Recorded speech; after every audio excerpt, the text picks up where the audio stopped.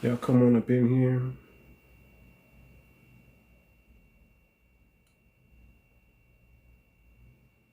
Y'all come on up in here. Let's share the live real quick. Come on up in here and share the live. Boom, boom, boom, boom, boom, boom, boom, boom, boom, boom, boom, boom, boom, boom.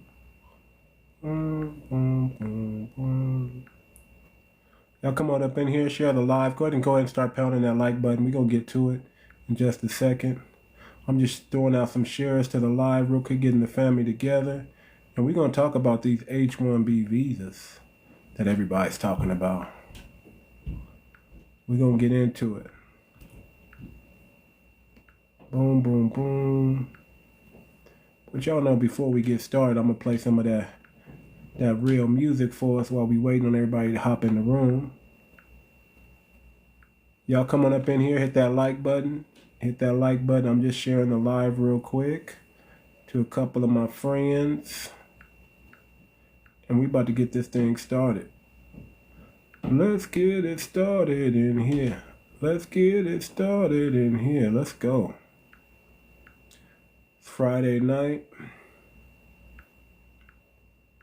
Friday night, and we about to have a conversation. Y'all come on up in here. Click that like button. Don't be a hater. Show love to black content creators. Y'all know we get shadow banned. Y'all know we get no love up in here. So show some love. That's all I'm saying. Show some love. Show some love. Yes, indeed. We are going to talk about it. Show some love. I'm just sharing the live real quick so y'all can get on board. Thank you for the likes. Get the likes up. Let's get the likes up to 3K while we're waiting for the room to do what it needs to do. You know, we're going to play some music for y'all. Let's go with this today.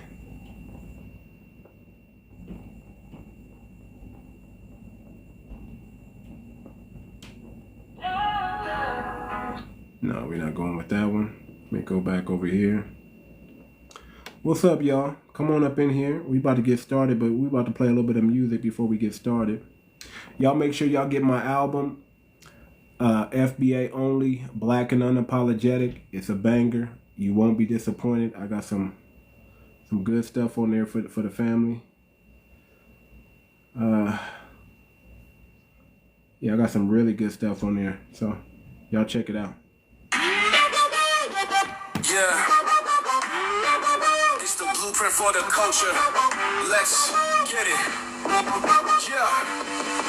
Yeah, we building legacies, brick by brick, stacking equity, breaking mental chains, now we redefining destiny. Knowledge in the books, but the streets hold a recipe. Pass down the wealth, generational supremacy. Ownership, the mission, no more waiting for the handout. Economics popping, turn the dream into a standout. By the block back, plant seeds where the fam sprout. Teach the kids the game, let the cycle pan out. Loyalty and love, gotta guard it like a stronghold. Invest in education, now we worth more than gold. They can't stop the rise when the vision's this bold. Black print in effect, watch the blueprint unfold. Black print, we rise, we build, we grow. Planting seeds today for the world to know. Power in our hands, let the legacy show. This the black blueprint, watch the kingdom glow. Start with discipline, teach them how to monetize. Circle full of builders, all the fakes we ostracize. Ownership of land, no more rent, we colonize. Time to take it back, see the world through sovereign eyes. Barbershop convos, wisdom in the dialogue. Blueprints of wealth, ain't no luck or the leprechaun. Unity the cheat code, linked up like a hexagon. Every move calculated, sharper than the Pentagon. Buy the stock slow, flip it when the market peak. Teach the kids credit, financial independence streak. The art of self-sufficiency, we climb a steep. Faith in the grind, yeah, the future's looking deep. We rise, we build, we grow. Planting seeds today for the world to know. Power in our hands, let the legacy show. It's the black blueprint, watch the kingdom glow. Keep your circle tight. Every king need his counsel. Vision on the future, ain't no need for the doubtful. Entrepreneur spirit, don't let the fear announce you. Every step a lesson, every L just bounce you. Blueprint for the power, education is the key. Teach them early, build the bridges so the fam can oversee. Turn pain into purpose, every struggle guaranteed. To build a type of life where the whole squad free. From Atlanta to the Bay, it's moving worldwide. FBA to vibe, feel the shift, it's a landslide. We architects of change, see the pride in our stride. Building for the future while our ancestors smile. We rise, we build, we grow. Planting seeds today for the world to know. Power in our hands, let the legacy show. It's the black blueprint, watch the kingdom glow.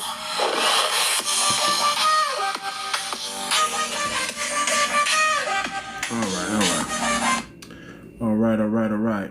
Welcome to the Too Much Moxie podcast. I am your humble host, Too Much. And we about to get to it, man. Y'all see the topic today is H-1B visas. Let's talk about some H-1B visas real quick, man. Let's talk about the truth of the matter and what it really is, okay? Let's talk about it. Give me 1 second, y'all. 1 second. We about to get it started here. While I'm waiting, click that like button. Click that like button.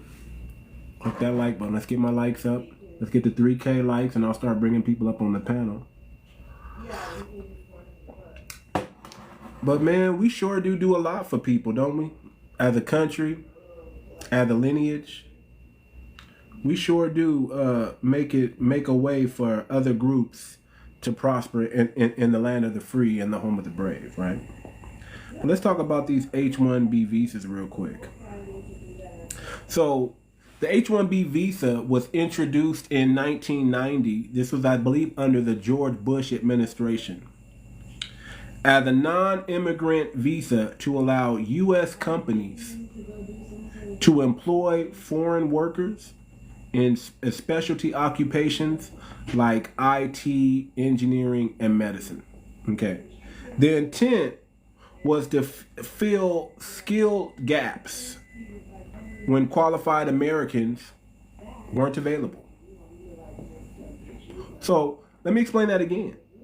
It was introduced in 1990 under the George Bush administration as a non-immigrant visa that allows U.S. companies to employ foreign workers for specialty occupations. So this visa was intended for the top 1%. The top 1% of other countries was supposed to come here and fill skilled labor gaps that weren't available to Americans, or we didn't have enough Americans doing this, so we needed help, right? But the problem with the H-1B visas is that's not what these companies are using the H-1B visa for. We're not getting the brightest and the best of people coming over here with the H-1B visa. We're not getting the brightest and the best in technology. We're not getting the brightest and the best in medicine and in engineering. You know what we're getting with these H-1B visas? Uber drivers, cashiers, DoorDash delivery. We're not getting the brightest of the brightest. Matter of fact, what we're getting is Tether Nation, the land of the land of the tethers. That's what we've been getting. We've been getting nothing but tether after tether after tether after tether, picking up a lot of these H-1B visas. We don't need immigrant cashiers. We don't need immigrant customer service. We don't need immigrant Uber drivers or delivery drivers out here. These are all small jobs that any American can do. Any American can do these jobs. So why do we have an onslaught of H-1B visas and these people aren't even the talented and the brightest of the bright? What's going on with that? What's going on with that?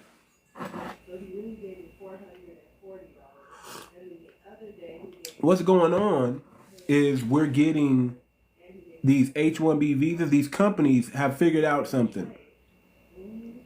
They're saying we could bring in somebody from another country to work here at our company for less than what we pay Americans to do. It's been getting taken advantage of. And this is a way for companies now. Companies have been using the H-1B visa to get cheap, skilled laborers so they don't have to pay the minimum wage or the right amount of salary to an American. And we have to ask ourselves, and this is something we might have to petition Trump for, because Trump is getting on board with these H-1B visas, and we're like, what? Why? I could see if you were bringing in if you were sticking to what H-1B visas were supposed to be used for, and we were only getting the top 1% of all these countries' people, and they were coming here to build up America, instead of staying in their homeland and building up their homeland, we've just been taking their brightest and bringing them over here, and they've been helping to build up America, which is okay. It started with Russia and Indian H-1B visas for tech in the early 1990s. Yeah. But now we're getting Uber drivers. Now we're getting cashiers. Now we're getting warehouse workers. You understand what I'm saying? These are not skilled labor jobs that we need people with an H-1B visa to do. These are jobs that any American can do. Matter of fact, let me tell you like this. When you go to Africa, did you know that if you're a barber, you can't be a barber in Africa?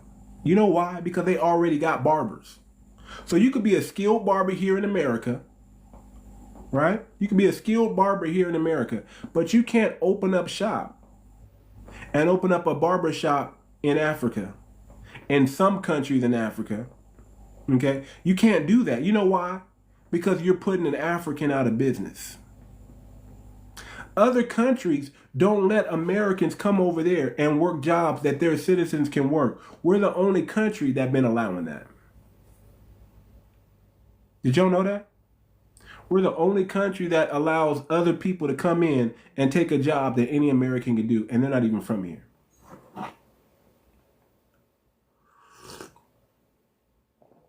That's what these H-1B visas are being used for. Warehouse workers, Uber drivers, cashiers, clerks, bank teller, customer service. And let's be honest, the people that are coming over here doing tech, man, black Americans do a better job in tech than some Indian. Let's keep it a buck.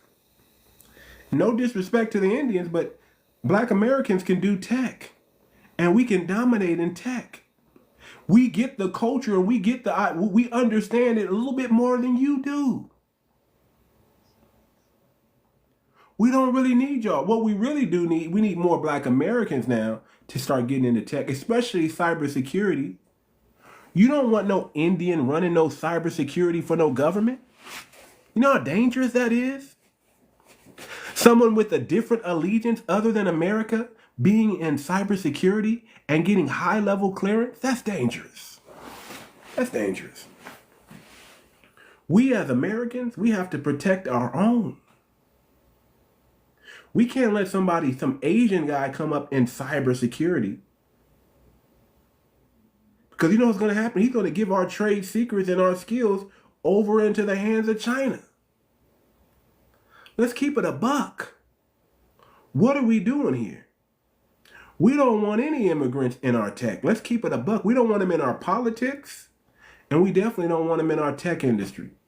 We don't want them to have to do, we just don't need them. We need to do away with H-1B visa altogether because it's no longer needed. We have Americans right here that can do the job. Just keeping it real. Just being 100. What do we need an H-1B visa for? It's not even being used what it was supposed to be used for. H-1B visa means that you are the brightest of the bright of your country. It no longer means that today. It means as a way for a company to pay less. Get less, pay less for the same amount of work. And we can't allow these companies to do that. I'm sorry. We can't allow them to pay other people less because they don't want to pay us the right amount of money that we're supposed to get. We can't allow that. Immigration, let me tell you something. There's nothing wrong. I don't have nothing against an immigrant that's coming here, that's working hard, minding his business, building his money up. Don't have no problem with that. Don't have no problem. No issues with that. But I do got an issue with a musty tether talking smack about Americans and specifically Black Americans. If you don't love us, why are you over here? If you don't love Black Americans, why are you here? If you don't love America, period, why are you here? Go back to your failed homeland and fix that thing and make that thing poppin'.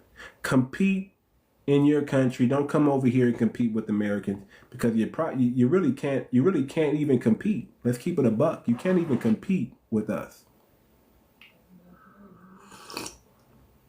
This is a conversation that stemmed from a room that I was in. I was just peeping in. I was on Twitter doing my little thing. And I heard some YT Americans going back and forth, and they were talking about they were foundational white Americans, and it was getting crazy. And they were mad at Elon Musk and Vivek Ramaswamy. How dare them talk about American culture? The same Americans that gave them opportunity. They made their wealth here in America, not in the country that they're from. How dare these people speak on Americans? Well, let's talk about it. Let's talk about, because you know, as a foundational Black American, we don't like when tethers. Yeah, man, these YT people they're trying to steal our name. They're trying to co-opt the word foundation, and they're trying to call themselves foundational white YT Americans. Yes, they are. Yes, they are.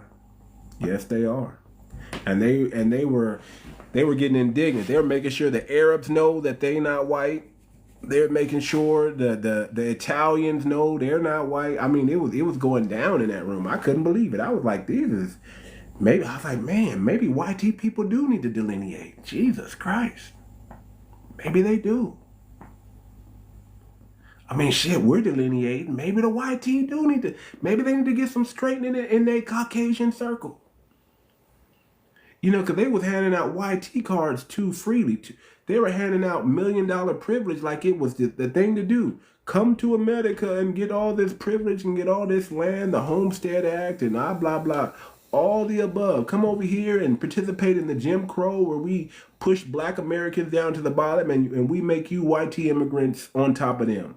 All you got to do is keep them away from the stuff that we're really trying to do. You're going to be the buffer class. They were selling that thing. They're like, you want to be a buffer class. Come over here and we're going to have white-only restaurants and you're going to be white and white drinking fountains. And they sold them the dream and they ate it up. They ate it up.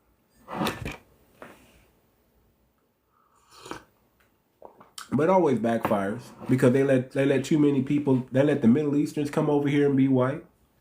They let the Hispanics come over here and be white.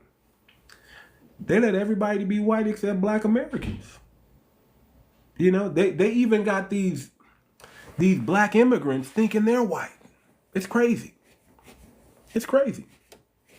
They even got Black immigrants thinking they're colonizers. Oh, we're just like the colonizers. Really? Nigga, last time I looked at your country, it was colonized also.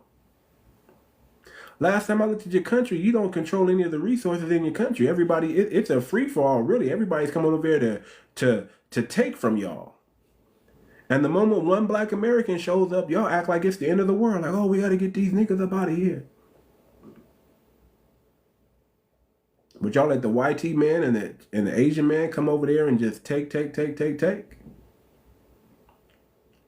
You're coming from a, I was in a room just right now and they're telling this Nigerian guy was telling me that Black Americans don't have culture. He said, "What's your culture?"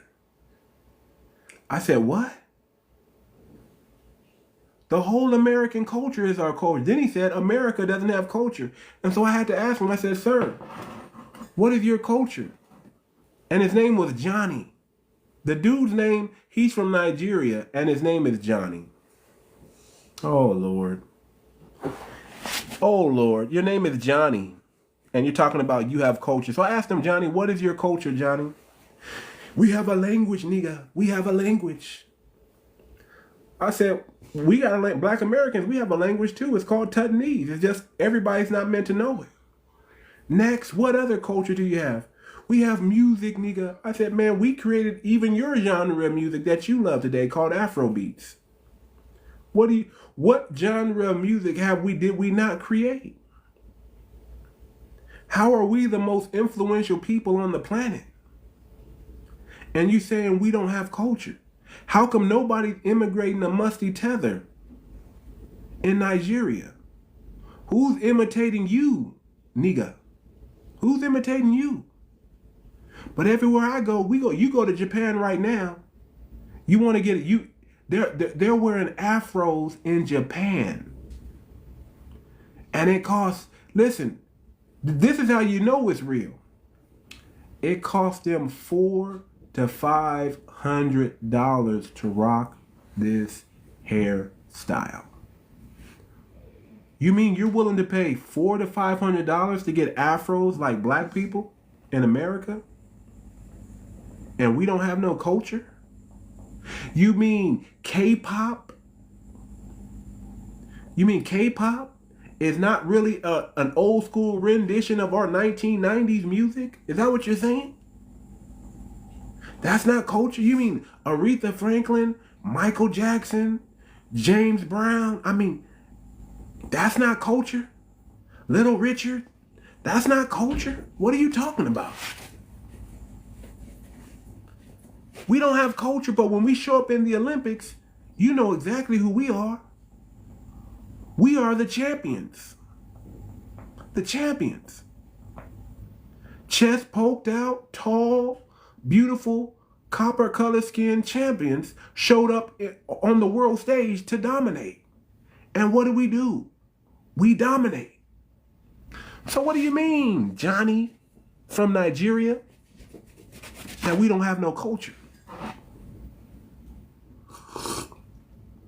Whenever someone says you don't have culture, you need to ask them what their culture is. Because we have a culture of standing on business. We're known worldwide for standing on business. Did you know that? We're known worldwide for standing on business. Worldwide. That's our culture. We're known that when we see another black person walk by us, we give them the head nod. We give the acknowledgement. We have cultural references. When you go to our churches, when we say God is good, people in our culture, they know exactly what to say after we say God is good. If you're not from our culture, you just don't know.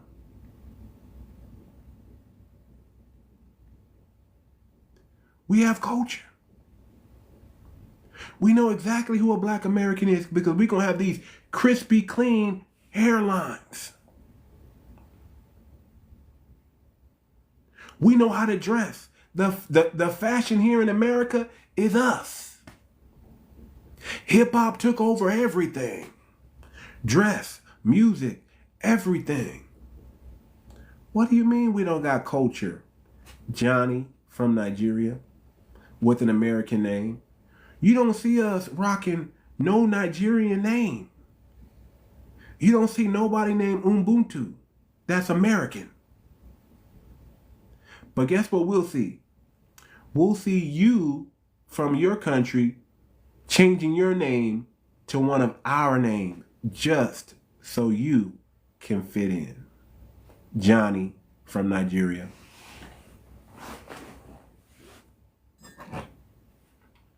What language are you speaking today, Johnny? What's the language of currency? Must be nice, because it sure isn't any type of Yoruba. And I'm not down talking these tribes.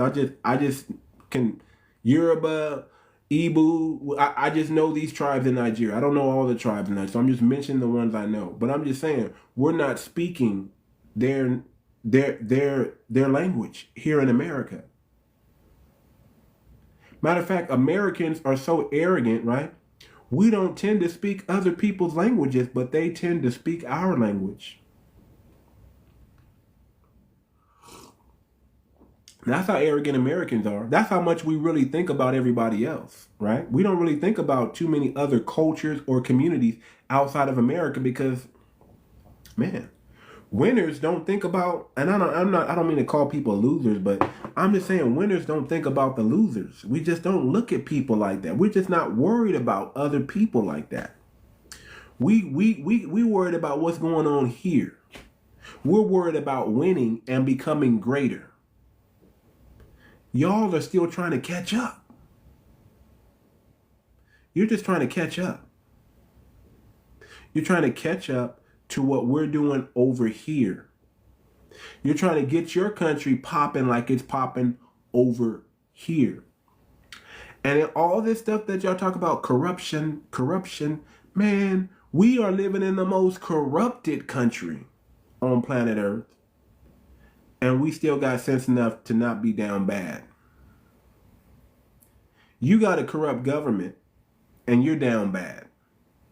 We got the most corrupt government and we still doing all right. That should tell you something right there.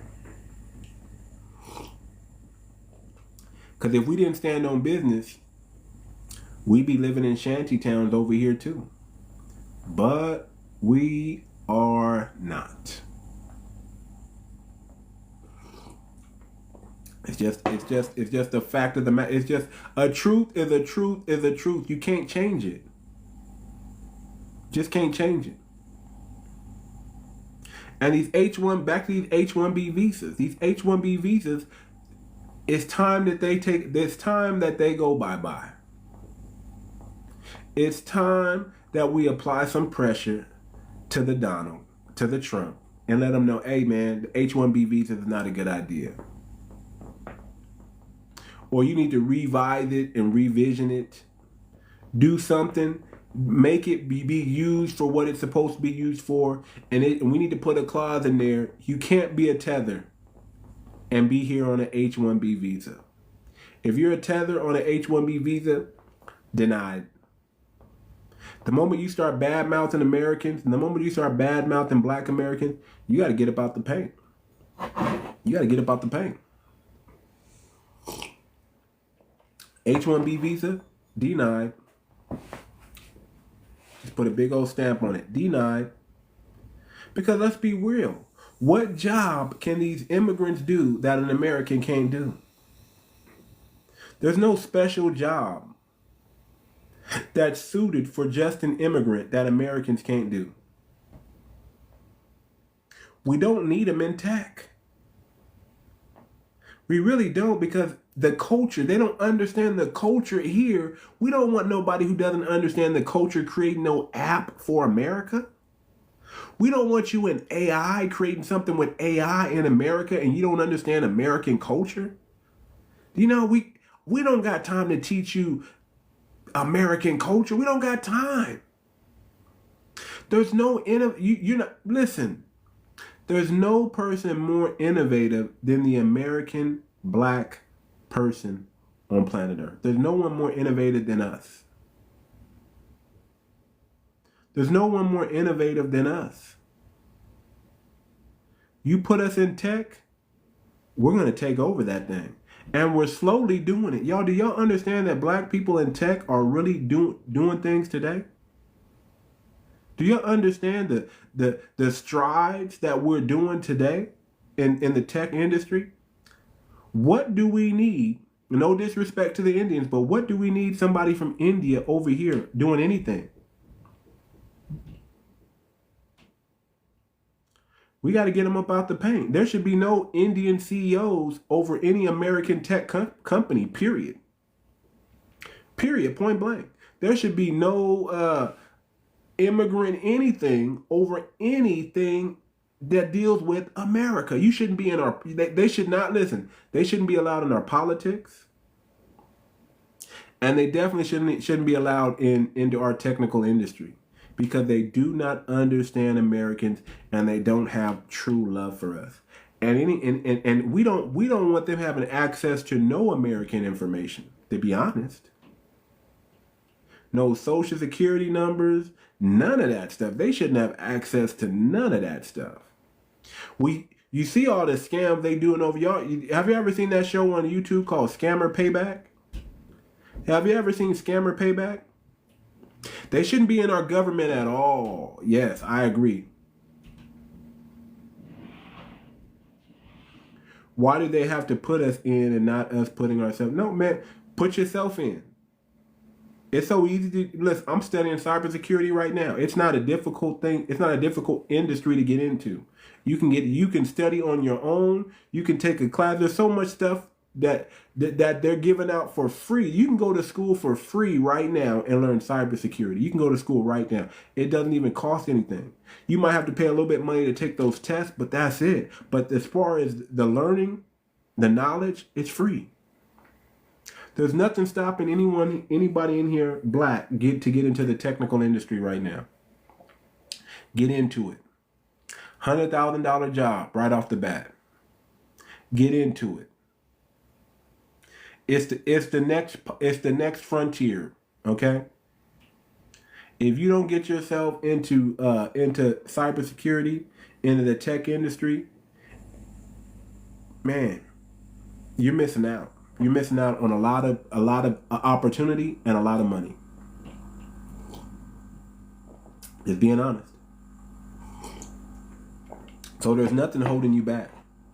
We need black tech-owned companies. That's what we need. We need black tech-owned companies. That's what we need. We need our own cryptocurrency. Foundational Black American coin. We need that like yesterday.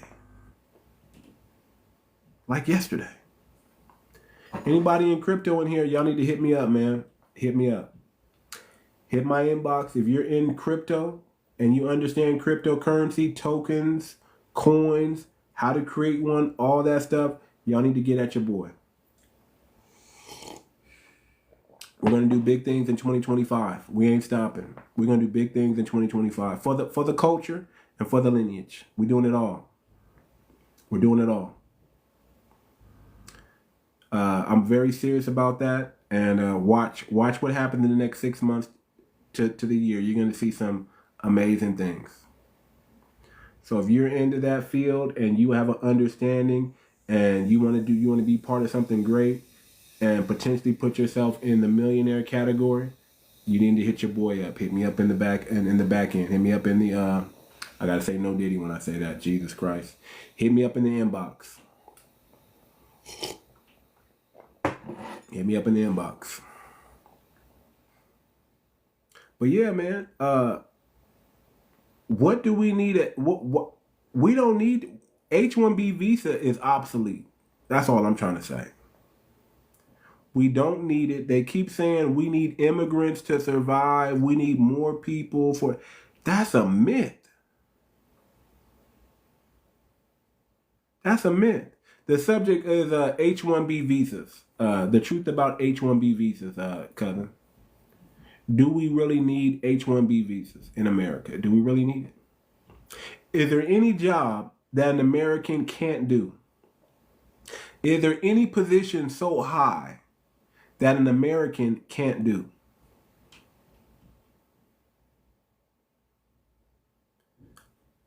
Name me a field that an American cannot do the job.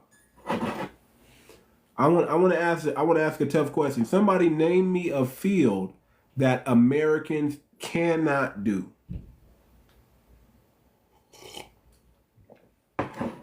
A lot of these H-1B visas, they're not being used for what they said they're being used for. These are not the top 1% of countries coming over here on the H-1B visas. These are regular people that any one of us can outsmart, out intellect, everything, all the above. We know the culture. We understand American vernacular way better than they ever can and ever will. Why are we allowing them to create any apps or any AI dealing with us? We got technical people right here that can do the job. Crypto Tracker, if you know about crypto, hit me up in the inbox. Let's do something great. But you got to be a foundational Black American.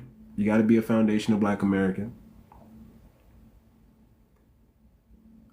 We're gonna do something fantastic for the lineage and for the culture, and that's what we're gonna do. Y'all get the likes up. Let's get to 3K likes, and I'll start bringing people up, and we'll start having the conversation. Matter of fact, I'm probably just gonna start bringing up some people right now, bringing up some mods and things like that, and let's talk about it, man. H-1B visa. Do we really need it? Do we really need it?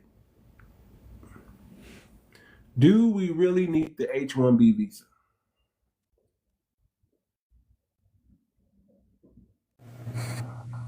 What's up, cousin?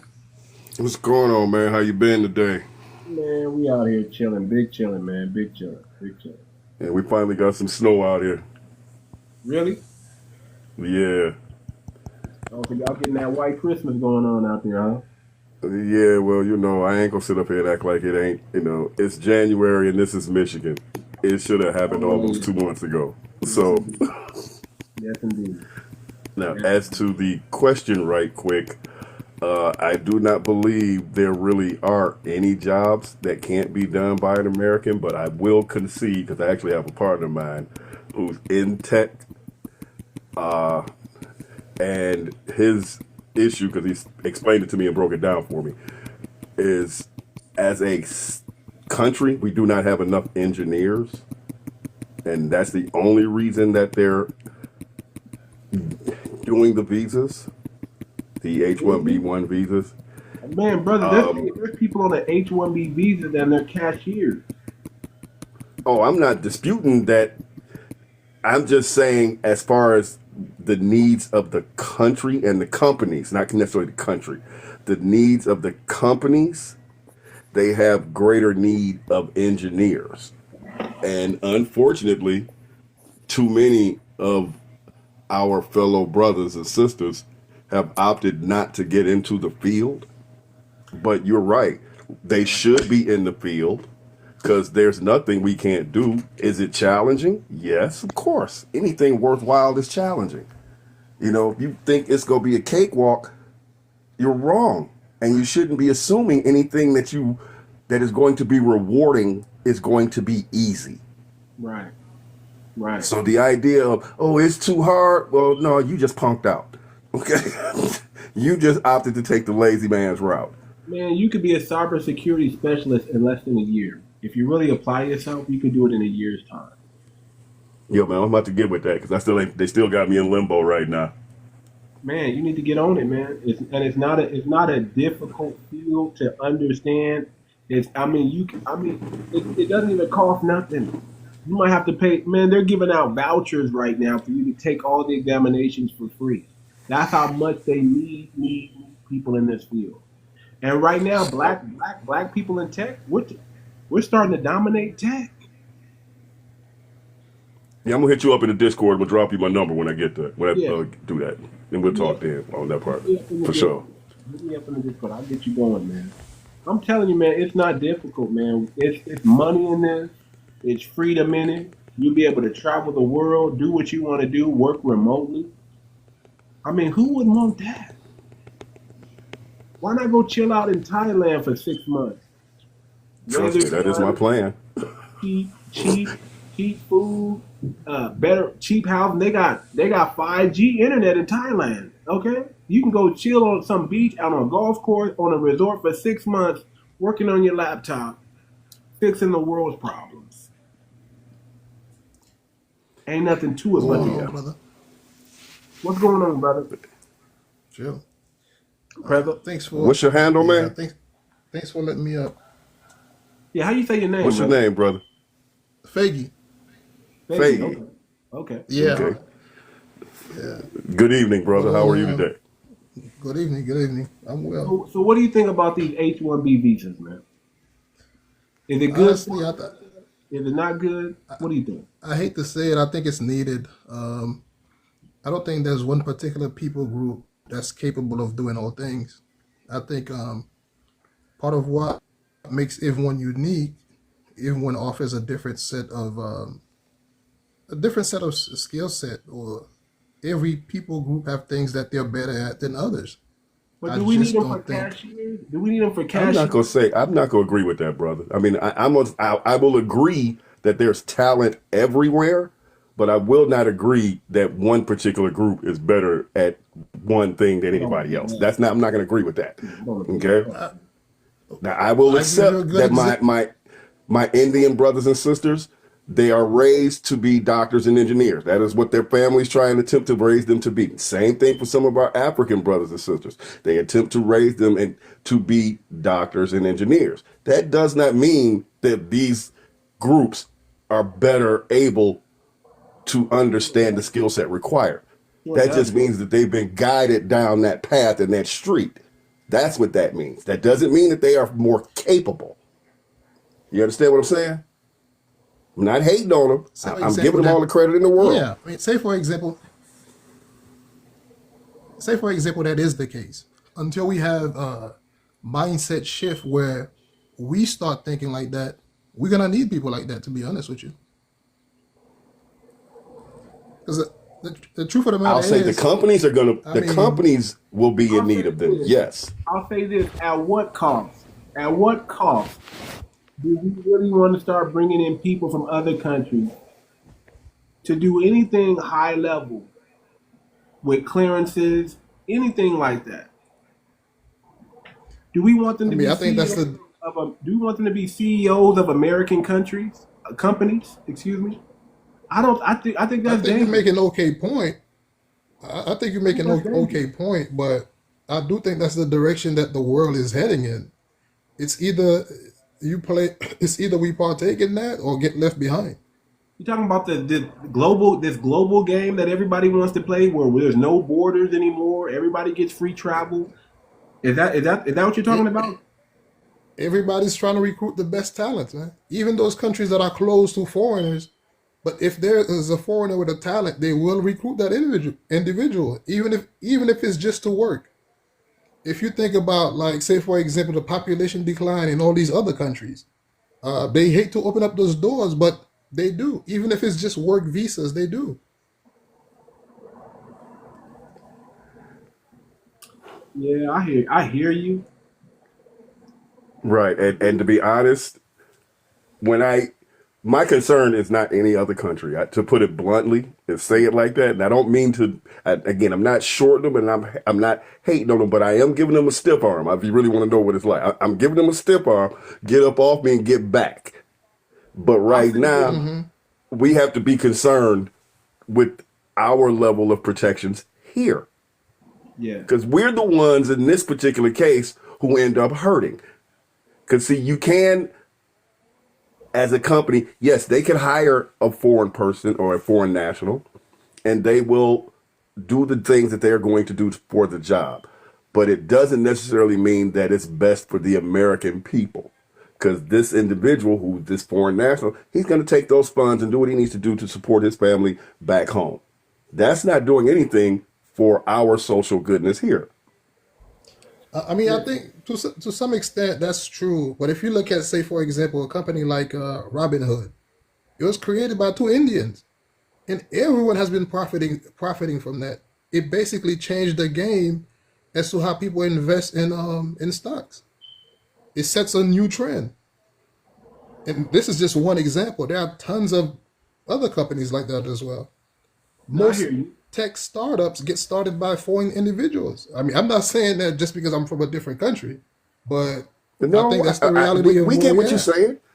As I said, I get what you're saying because, again, our foreign brothers have been geared, raised, taught. You go be a doctor, you go be an engineer. Those are the things that they are taught coming out the door, that this is where you're going. And if you don't be these things, then you are, I'm not going to say harmed, but you are shunned to a degree. They did tend to not have you be the best. And that's where the issue is. In that.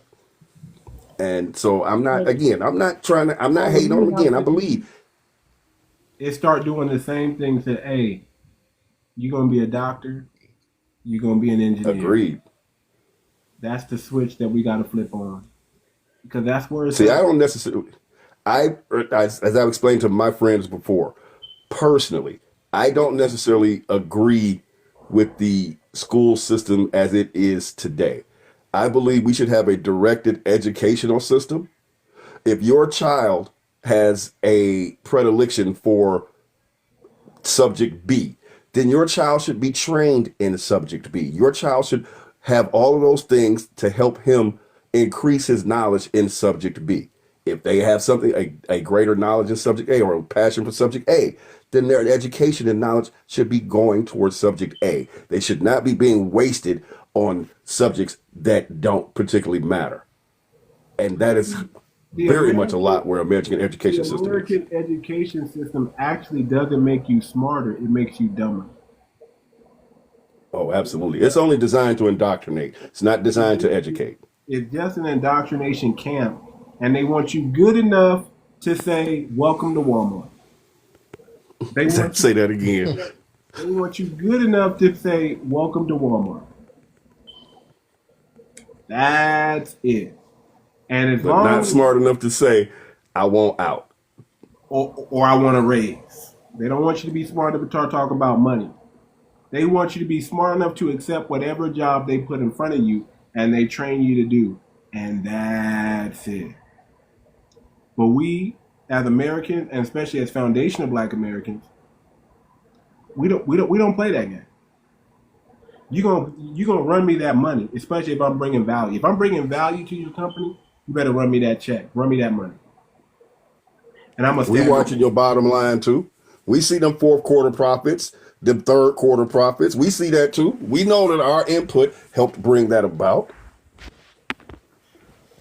Time we get paid, and guess what? We move into a new direction. If you don't want to pay us, we're going to start our own shop and we're going to become your competition. That's just where it's going. Especially in tech right now, man. I'm so proud of the Black people that we do have in tech. Do we need more? Yes, we do. Yes, we do. But for the ones we have standing in the gaps right now, coming back, giving other people the game, much respect to you. Much respect to you. We know what y'all doing, especially what they're doing in AI right now. Much respect to the Black people in tech, especially working in the AI field, especially how they were trying to make us, at one time when you put in AI and try to create Black phenotypes, Black Americans, they had us looking like everything but Black. But then Black people in tech said, oh no, we're not going to do that. They fixed that like that. They fixed that. So shout out to them. And we got more things coming. So what do you think should be done to attract more Blacks into tech?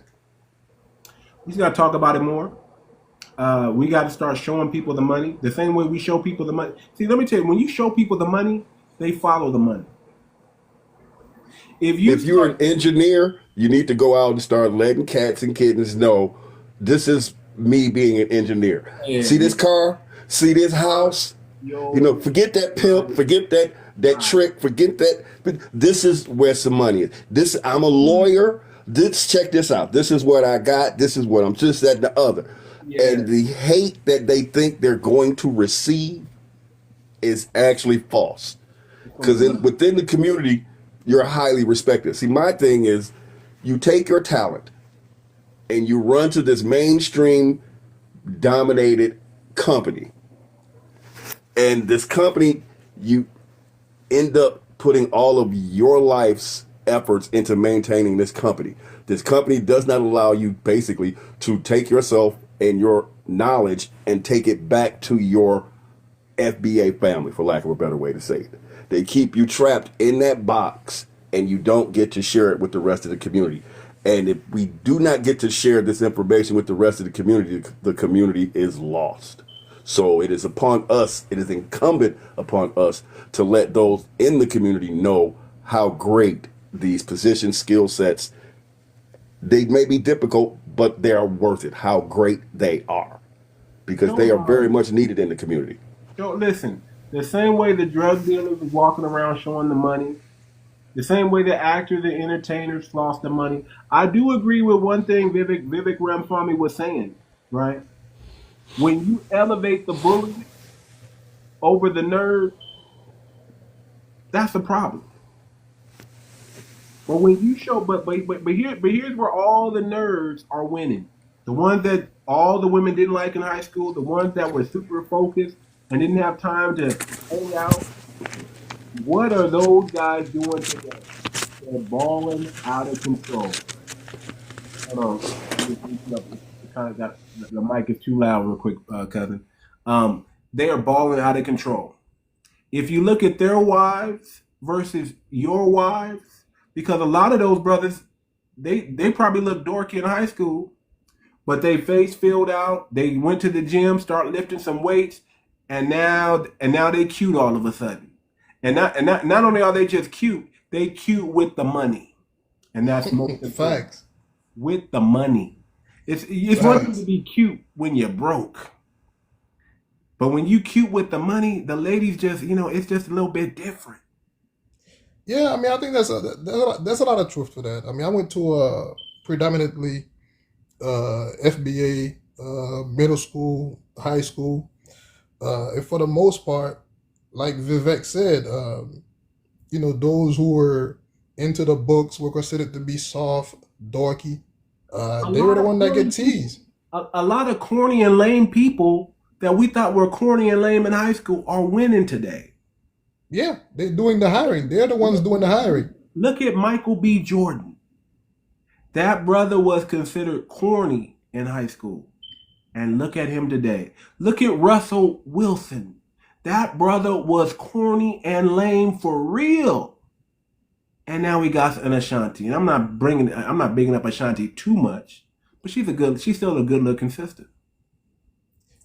But I gotta say though, man, I don't know if I entirely agree with the direction of the FBA movement right now. Why so? Like I said, I am from a different country. Where are you from? I mean, I'm from Haiti. Okay, 𝗥𝗶𝗴𝗵𝗵𝘁𝘀𝗀𝗶cie. And 𝗥𝗶𝗴𝗵𝗵𝘁𝘀𝗀𝗶. Cause see, the thing is, the way that they spinning it, a lot of people making it seem like the diaspora has issues with FBAs. They do. You will have selected fews. I mean, don't get me wrong. You're Haitian. I know your culture very well. My ex-wife was Haitian. Okay, my ex-wife, just because she wanted to marry a black American, her uncle tried to slap her up. How many Haitians have I heard say, "I'm not black, I'm Haitian"? Hold on now. I mean, we have to admit. Isn't black a color? Black is not just a color, brother. It's a consciousness. Black is beautiful. Black is excellent. Well, no, my point, I think you're misconstruing. My point is there's so many different cultures. Black is a color. To say black, you should say American or Haitian or whatever your culture is. No, that's not going to happen. If I say I'm American, doesn't that just put me on the same par? First of all, we know black is a color. But for us, it's our identity. For foundational black Americans, it's our lineage. It's actually what we're classified as. We're classified as black or freedmen in this country. And we answer to both. So when you say it's a color, okay, go ahead. We don't look at it that way. Black to us is a consciousness. I'm not trying to be rude. Brother, don't overtalk me. I'm talking. I'm saying go ahead. Black is a consciousness, and it's a mindset that is going to get us freedom, true freedom, out from up under white supremacy. That's what we look at the black consciousness. That's why we claim black. That's why we're the only group. You can say white. You don't have to say white tea. Hold on. Listen. On this app, that's ridiculous. On this app, you do. So no, you don't. That's a color. No, we can't say no. For some reason, Bro, you won't get kicked for that. I promise you. brother, stop TikTok over is that talking. sensitive. All right, kick me. All right. So don't over. If you keep coming in interjecting, you know I'm gonna kick you off the platform. I want to keep you on the platform. So be respectful. Don't over talk me when I'm talking. Okay. Don't interject unless it's your turn. I'm just trying to challenge some things I disagree with. I'm not being disrespectful at I all. was talking to the Haitian brother first, and then you jumped in. Yeah, because you said this. Okay, go ahead. All right, go ahead. Just finish your thing. Go ahead. Yeah, thank you. I'll get to you. So back to my Haitian brother up here. No disrespect to the Haitians. We give y'all props, man. Y'all some writers. Y'all did y'all thing in 1804. All the above. But when y'all come over here, y'all isolate yourself from Black Americans. That's number one. And y'all have more affinity towards the Hispanics because you really are Hispanic. You're not Black. You're Hispanic. You come from the island of Hispaniola. So that's the issue. It's not that Black Americans ever shunned Haiti. We don't say things. Hold on. We don't say things to our women. Don't date a Haitian. We don't say things to our women or our men. Don't date a Haitian woman. Don't date a Haitian man. We look at everybody like if you got this copper color skin, if you're melanated, we look at everybody, or we used to look at everybody like you're the same. But what we found out is that y'all be talking greedy behind our back. Oh, don't you know he's Black? You're not like them. We're not them. We're this. Y'all have so much pride in where you come from that you look down on Black Americans. And a lot of y'all try to act like we don't have culture. And American culture not us. But no, Haitians too, brother. American culture. I'll concede some of them. Yes, Black not all of them, brother. Not all of them, but there are too many. Listen, I'm not saying all, but I'm saying if you talk, especially if you talk to older Haitians, they have that mindset like we have a culture and Black Americans don't. Now, a lot of the younger ones who grew up in our neighborhood, they're starting to understand. They're starting to get it. A lot of them Haitians think they're Black Americans, but they're not. But they think they do. They talk like us, all that stuff. They rap like us, all the above. Okay? But for the most part, when y'all go home, y'all are eating what? Rice. What are y'all eating? Y'all eating rice? Rice, chicken. Y'all eating boiled chicken, plantain. True. Culture. Culturally, the culture is different. The food is different. And what are y'all speaking? I'm y'all not doubting that. Y'all speaking Creole. Y'all speak grungu. So, you know, that's what y'all are speaking. Y'all speaking a different language. Y'all listening to the greatest hits. C'est pas pour that, ma péchante. That's what y'all do over there. Man, come on, man. I've been over there. Okay, I've been to y'all side. I know the culture. Is this like a one-on-one conversation? The food is great. Hold on, brother. Just hold on. The food is great, but the issue is the anti-Black hatred for whatever reason that comes over there. I'm not sensing that on the Haitian side. I really am not. I think there may be, much like in every race, you will have a selected few that feel some type of way. But generally speaking, I'm not sensing that. In fact, I feel like it has been the other way around. Like when we first came here a while back, it was difficult to date an American woman. Yeah, I mean, we all got teased and bullied in school. I got jumped. Every Haitian went through that. Hold on. It's always difficult to date, especially a Black American woman. It's not just Haitians that have a problem with them. And I'm not down in Black American women. I'm just saying they have different standards. Black American women, they were never considered easy, especially in the 80s and the 90s. You weren't sleeping with the Black American woman unless you had a crisp mouthpiece. Your mouthpiece had to be my brother, or you wasn't getting them. Even in middle school, our FBA brothers won't allow us to sit at their lunch tables. That's why we ended up sitting with other races. It took a lot for us to bridge that gap. It really did. Brother. So I think it would only be right if some Haitian have, some weird view of Black America, of FBAs. But that's the truth, though. When you're kids, everybody got their groups that they huddle to. When you're kids, everybody gets teased. Everybody, listen, Black America, just like you got called African booty scratcher, so did other Black Americans got called the same thing. You just didn't know it. part of our culture is we roast you. We roast. Well, see, here's the thing. If you're dressed funny, if you're wearing the beads in the hair and things like that, we're gonna roast you until you change. But once you change and get it right, we leave you alone. You're one of us now. Personally, I think it took a lot for us to bridge that gap, to be honest with you. I feel like Haitian and FBAs, it took a while for our relationship to get to where it's at. And I feel like the direction that the FBA movement is moving in right now is having an adverse effect, not just with Haitians, but just with the diaspora in general. Yeah, we have. I'm gonna tell you why. We have beef against it. Yeah, we do. We do have a certain type of. Listen, it's not really beef, but it's like y'all go do y'all thing because we tried it. We tried the Pan-Africanism. It doesn't work. Doesn't work. It doesn't work. We tried it. Is that really true though? No, it's true. Yes. We were the only ones really pushing Pan-Africanism. No one was pushing Pan-Africanism harder. On a personal level, brother, to be honest with you, it took a lot before we felt accepted by you guys. And this is truthfully speaking. It took a lot. In fact, I'm pretty sure you're aware, we even went as far as having physical battles. Like in most neighborhoods, we couldn't get along until we started fighting it out. Then we realized, hey, you're not going nowhere, I'm not going nowhere. And then we start clubbing together. You grew up in Florida? Yeah. Okay. Brother, let me tell you something, brother. Listen, a lot of you Haitians, y'all weren't battling with Black Americans. Y'all were battling with Jamaicans. I think we know that we know the difference. Had beef with Jamaicans, not Black Americans. That's not true. That's not true. People weren't really getting on y'all like that. That's not true, brother. People are trying to make that a narrative. We didn't have issues with Jamaican. Brother. We know the difference between Jamaicans and other Caribbeans. I would say it like this, brother. If you are having regional battles, neighborhood altercations, shall I say, if that's going on, that's regional, brother. Because see, where I'm from, where I grew up, I didn't grow up around a lot of Jamaican brothers and sisters. I didn't grow up around a lot of any foreign groups or brothers and sisters from other countries. But when they came to my city, our city, they were not treated harshly.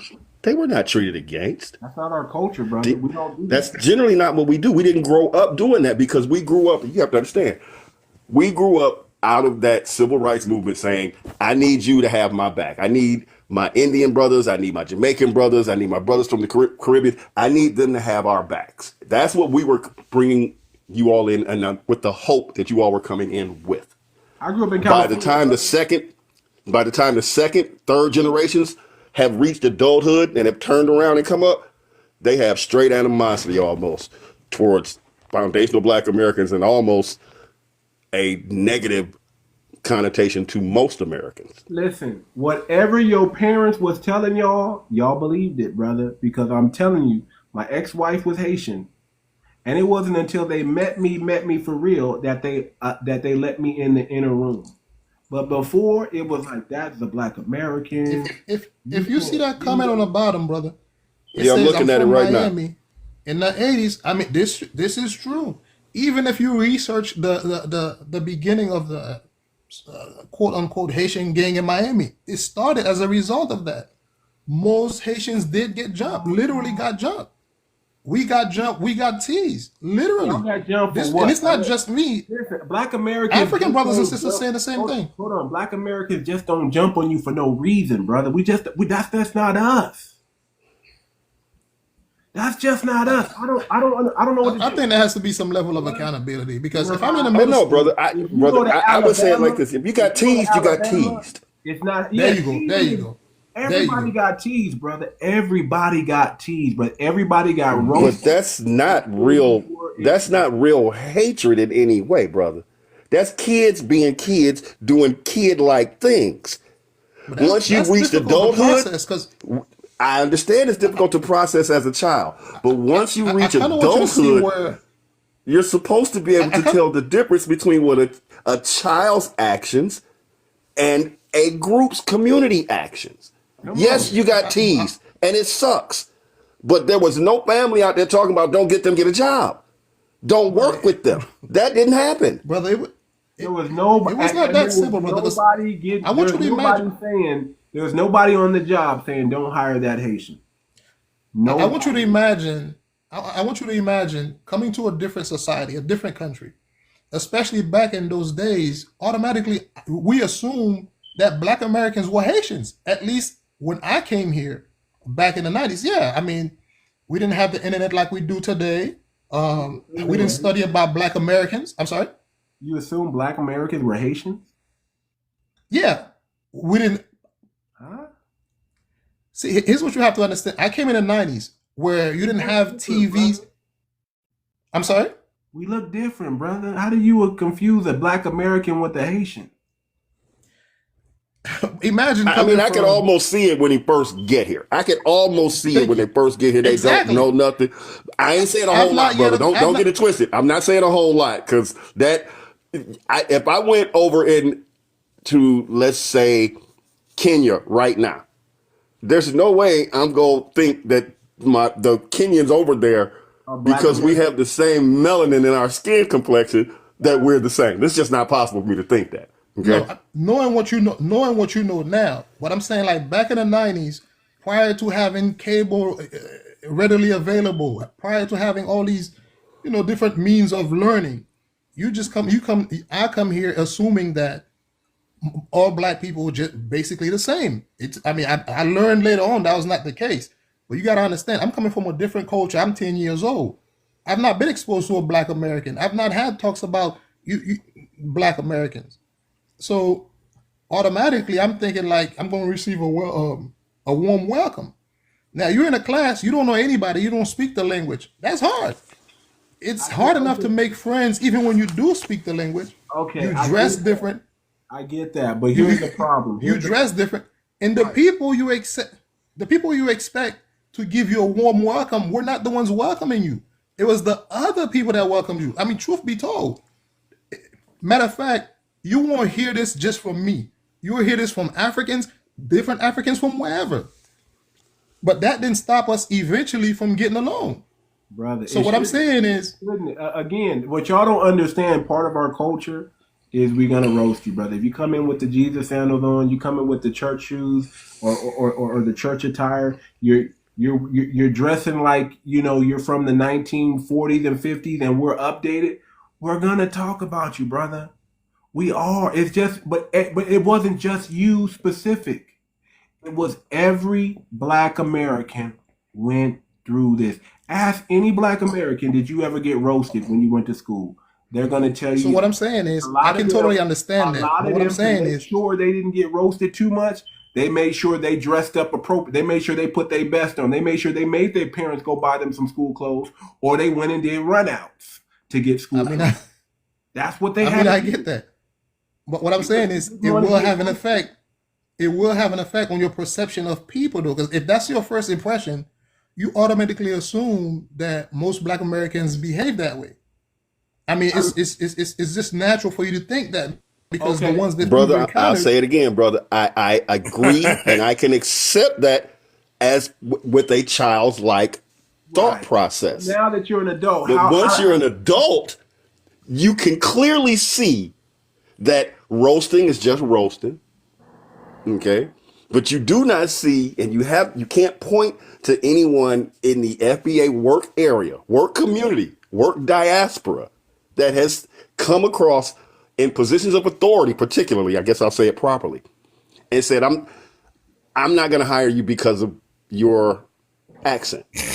I'm not going to hire you because of the letters in your name. That's not coming from FBA or in positions of authority. That's not. But you know who it is? Now, are there some who would? Are there some who would? Yes, because I don't want to sit up here and act like we all perfect, because we ain't. Are there some who would? Yes. I think you make a great point, because as adults, we embrace the culture. We listen to rap music. We at the same club. We embrace the culture. Right. That's what we're getting at. The difference between an adult thought process and a child's thought process. We get it. We had to grow up and take them lumps. They hurt. They stung. But we overcame Can I say them. something about that? I'm Black, and when I went to school, I got roasted so bad. And guess who it came from? The art teacher. The 60 students laughing at me. Oh man, well I was almost in tit, so everybody get it. And there's so much the culture. The teacher roasted me for my haircut.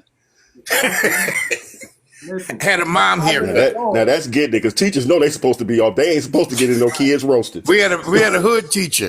Oh, that's obvious. That's obvious. Yes. but as an adult, when you start working, there's no Black American that's denying you of any type of job or any type of position. But here's what we find: we find the Latinos, we find the Caribbeans. When they get in positions of power, they're like, "Oh, let's hire all our people, and let's not hire those Black Americans." They will not I've not hire. seen that. I can't speak for Latinos, but I've not seen that in the Haitian community. I've not. The seen Haitians will not hire black. There's no blacks working for them or Africans. That's it. Come on, brother. You got to be honest now, brother. You got to be honest. Nah, because They won't patronize your business either. You got to be if I'm gonna honest, be, brother. if I'm going to be honest, here's how I see Be it. honest, brother. Say for example, even as a Haitian, there are certain types of Haitians that I just don't identify with. I don't just identify with a person because he's Haitian. I have better connection with certain FBAs than I have with certain Haitians. I think it's more a matter of personality. That's what I think it really comes down to. If you get an individual who feels a certain type of way, they tend to open up to people. I don't want to say necessarily like them, not necessarily as far as skin color. You're gonna have individuals, but on a large level, we know we don't have no friends. Facts. Let me say it like this, bro. I don't know these people, but I'm saying the exact same thing. And I've been from West Coast, East Coast, down south. Everybody say the same thing. Listen, Brother, do you know what a tether is, or how FBA defines a tether? I've heard of the term, although I highly disagree.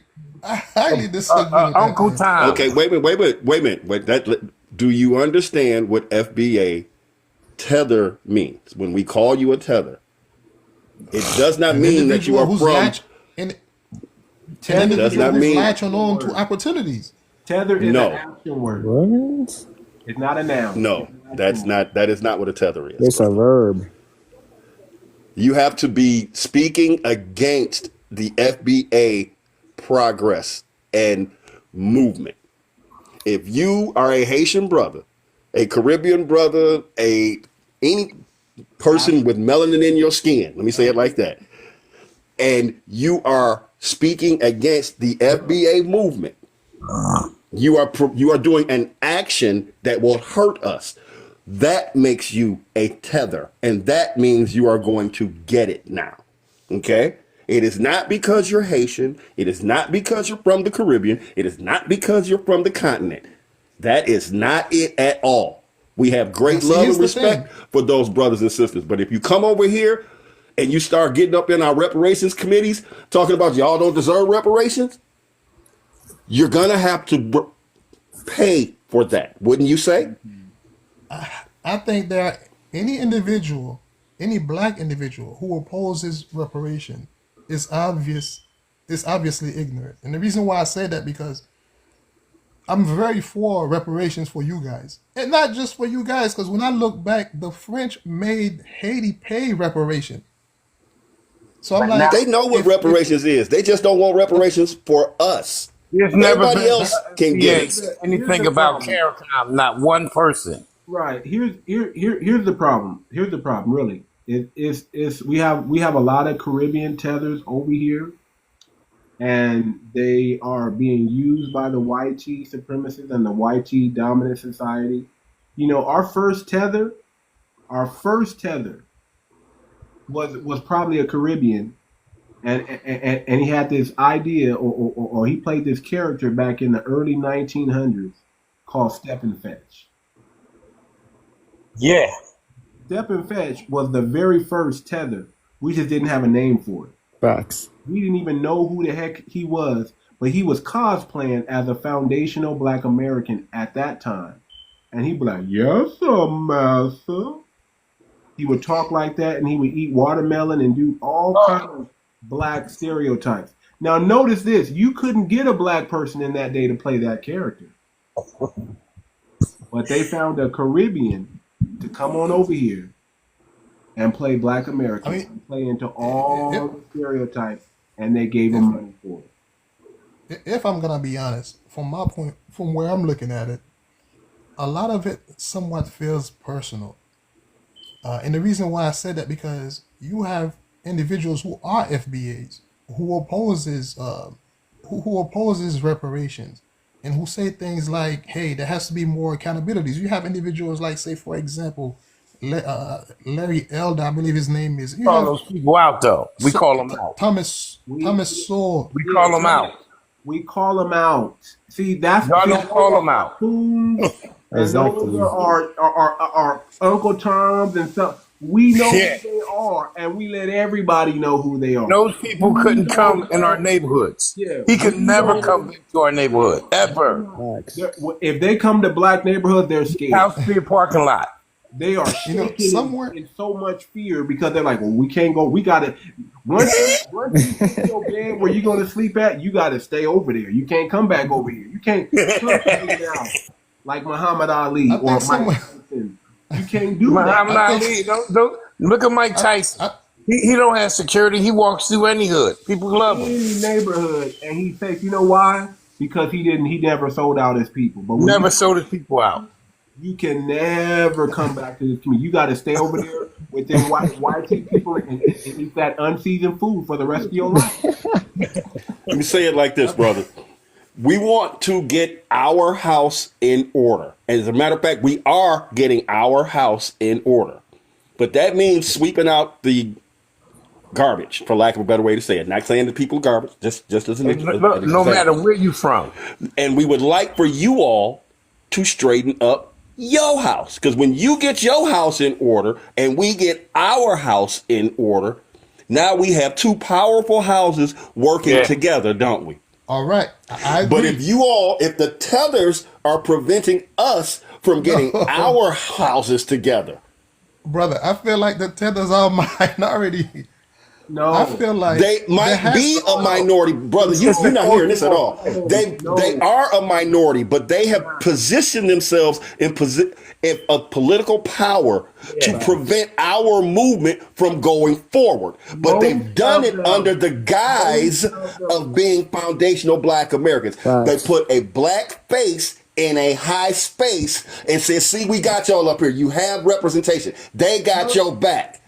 And they never had our back. Check this out. Look at freaking Obama.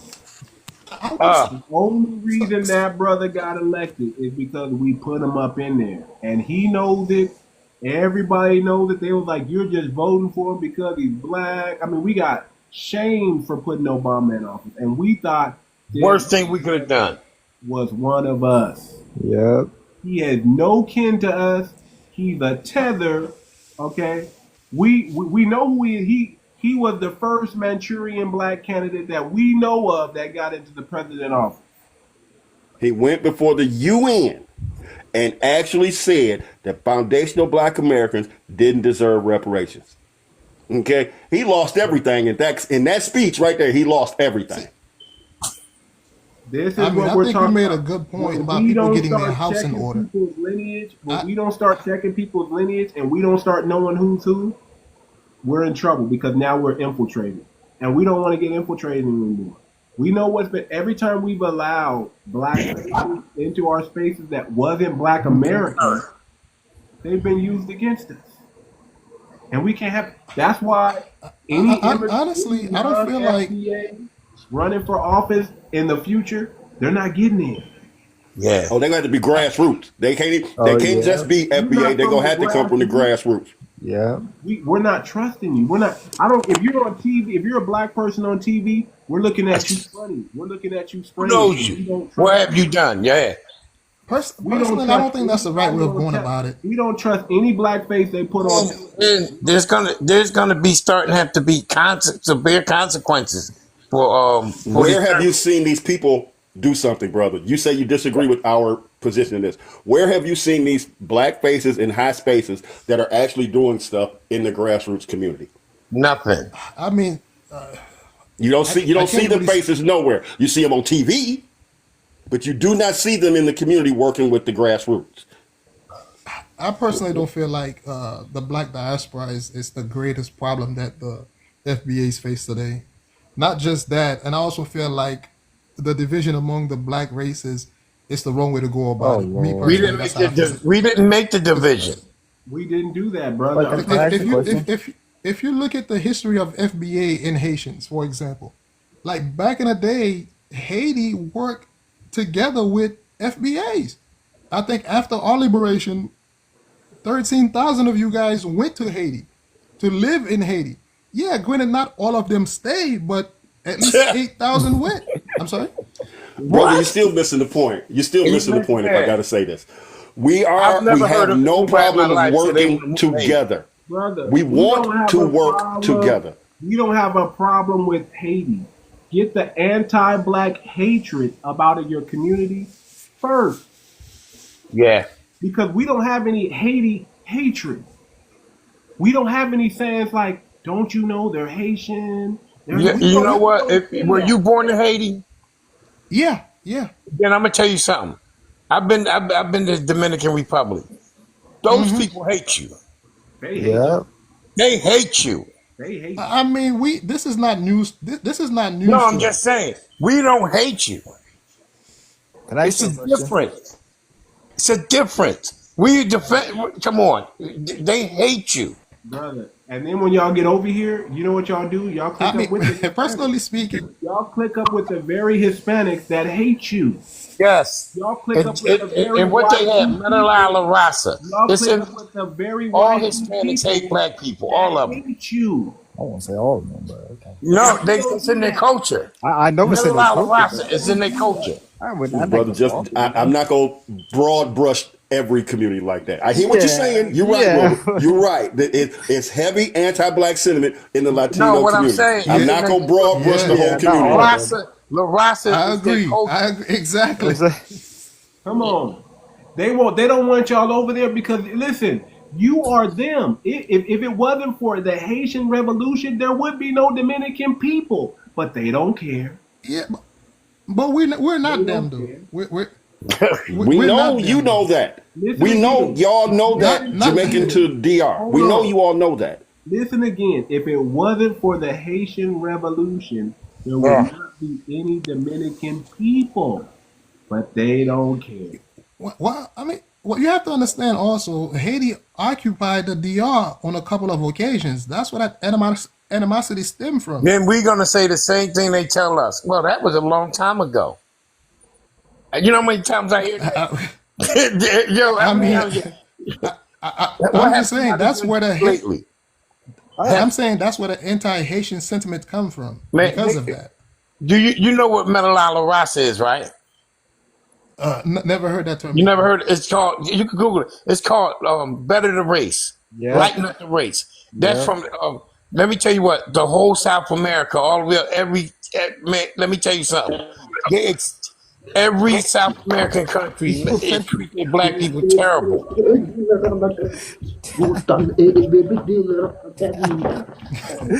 Not that, brother. You come on in every time trying to dance. There's a lady that will allow you to jump on her platform and dance like that, and you get all the coins. But this ain't that platform, brother. No, this ain't the what you call it, after 12 Diddy party. Yeah, this ain't that one. This ain't that one, I gotta brother. get out of here. That was funny. I Not gotta give that you that. one. That was funny. Oh no. Oh no. We're not Phoenix, having you that. wanted to say something, brother? You said what? You wanted to say something, brother? Yeah, I want to Dance in ask your him. club, but you can't come up here and dance. We're not dancing. We're not doing that. Yeah, I was gonna ask him because I don't hear them at all doing this. Why don't you guys call out your raccoons in your community? I don't ever hear y'all doing that, but we call out Call ours. out your tethers in your community. Why don't you call them out so we don't have to, brother? If you call them out, there would be no division. There'll be nobody saying anything about Haiti or anybody. Yeah. Just call out your people and Exactly. put them on blast and straighten them out and be like, do not disrespect Black Americans, and we won't have no problem. Because we still don't have no problem with Haitians. We don't have no problem with Haitians.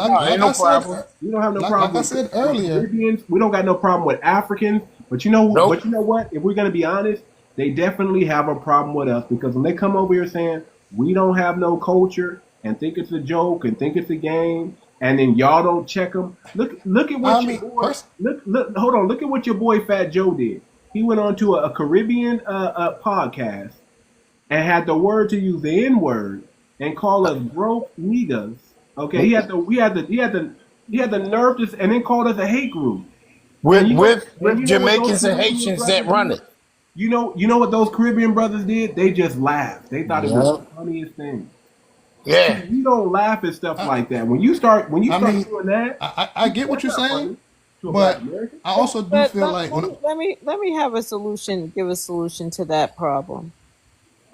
We cannot be upset when people say disrespectful things about us if we do not hold ourselves up to a standard that is respectable. We have to be the change that we want to see. We have to stop saying how they feel about us, and we need to go back to the Malcolm X era when we had some type of respect and dignity. And then we have to be educated. And then we have to stop acquiring some of our land back. And we need to start acting accordingly. And then we wouldn't have to worry about what people are saying about us. Then we can start looking down upon them. And I know some people are saying, oh, I don't want to look down upon anybody. Yes, if you hold yourself to a certain high esteem, they will never get a chance to do that to you. I have never in my life had any foreigner look down upon me because they know better.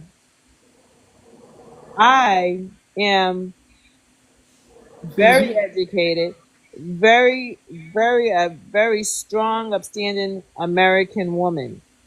And sorry, but if you say you don't have a problem with them, I have a problem with them. If they look down upon my people, then they need to go back home and fix their own island, their own continent, wherever they came from. They need to go back to where that place is, and they need to go and fix it. Because I look down upon people who abandon their damn island and come here. Yeah, I think there's a lot of hypocrisy in that, because if we're gonna say that, what island, what country has the American government not? No, let me explain to you why we say it's being a coward. Wait, let me explain to you. Because we could have always left America. We died here. I got families that's gone. You're supposed to say unalive. Brother, unalive. I'm just saying, I got a little emotion. It's not a secret. I have family members who gave everything. Listen, everything. Lived in a Klan town, Sanderville, Georgia. Wouldn't leave. I understand what you're saying, brother. Yeah, we don't run. We don't leave. The American government has been raping every single one of those. I know that's what I'm saying. Until this day, this continues today. Our culture, if you run and leave, that's just to us in our culture. It's a culture thing. We got two men that don't just say something bad. You're supposed to say great. Yeah, great. Great. My apologies. Great. Yeah. You can't say the American government has been raping. We know this. Every single one of those they're doing it to us now. We know today. that. No, but what we're saying is FBA culture is saying we're not running nowhere.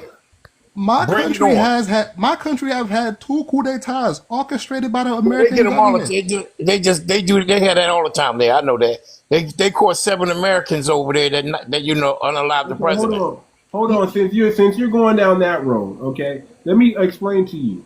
Everything Black Americans have built in this country was sabotaged by the American government. Yeah. What you're saying about your coup d'etats and building up, they did it to us first, brother. And we still live with it. Our Freedmen Bank, they stripped and took all the money out of that. Because I understand what you're saying. Because when they went through their Great Depression, the Black community was not depressed. Facts. So they saw us having our Harlem Renaissance and doing our thing. But here's the difference. They didn't show Black people in soup kitchen. But here's the difference, though. We built up our Black Wall Street. They got so angry that we were doing so phenomenal that they decided to just drop a bomb on us. Yeah. Here's the difference, though. You benefit from American infrastructure. We don't. We don't. It's our infrastructure. No, listen, brother. We built the American infrastructure. Exactly. What are you talking about? We're supposed to benefit from it because we built it. Here's what I'm saying. We built. No, listen. We So built why is it that I'm everything able to that is in understand America, that brother. We FBA? built it. Why is it that I'm able to understand that the FBA, even now today, are being discriminated against?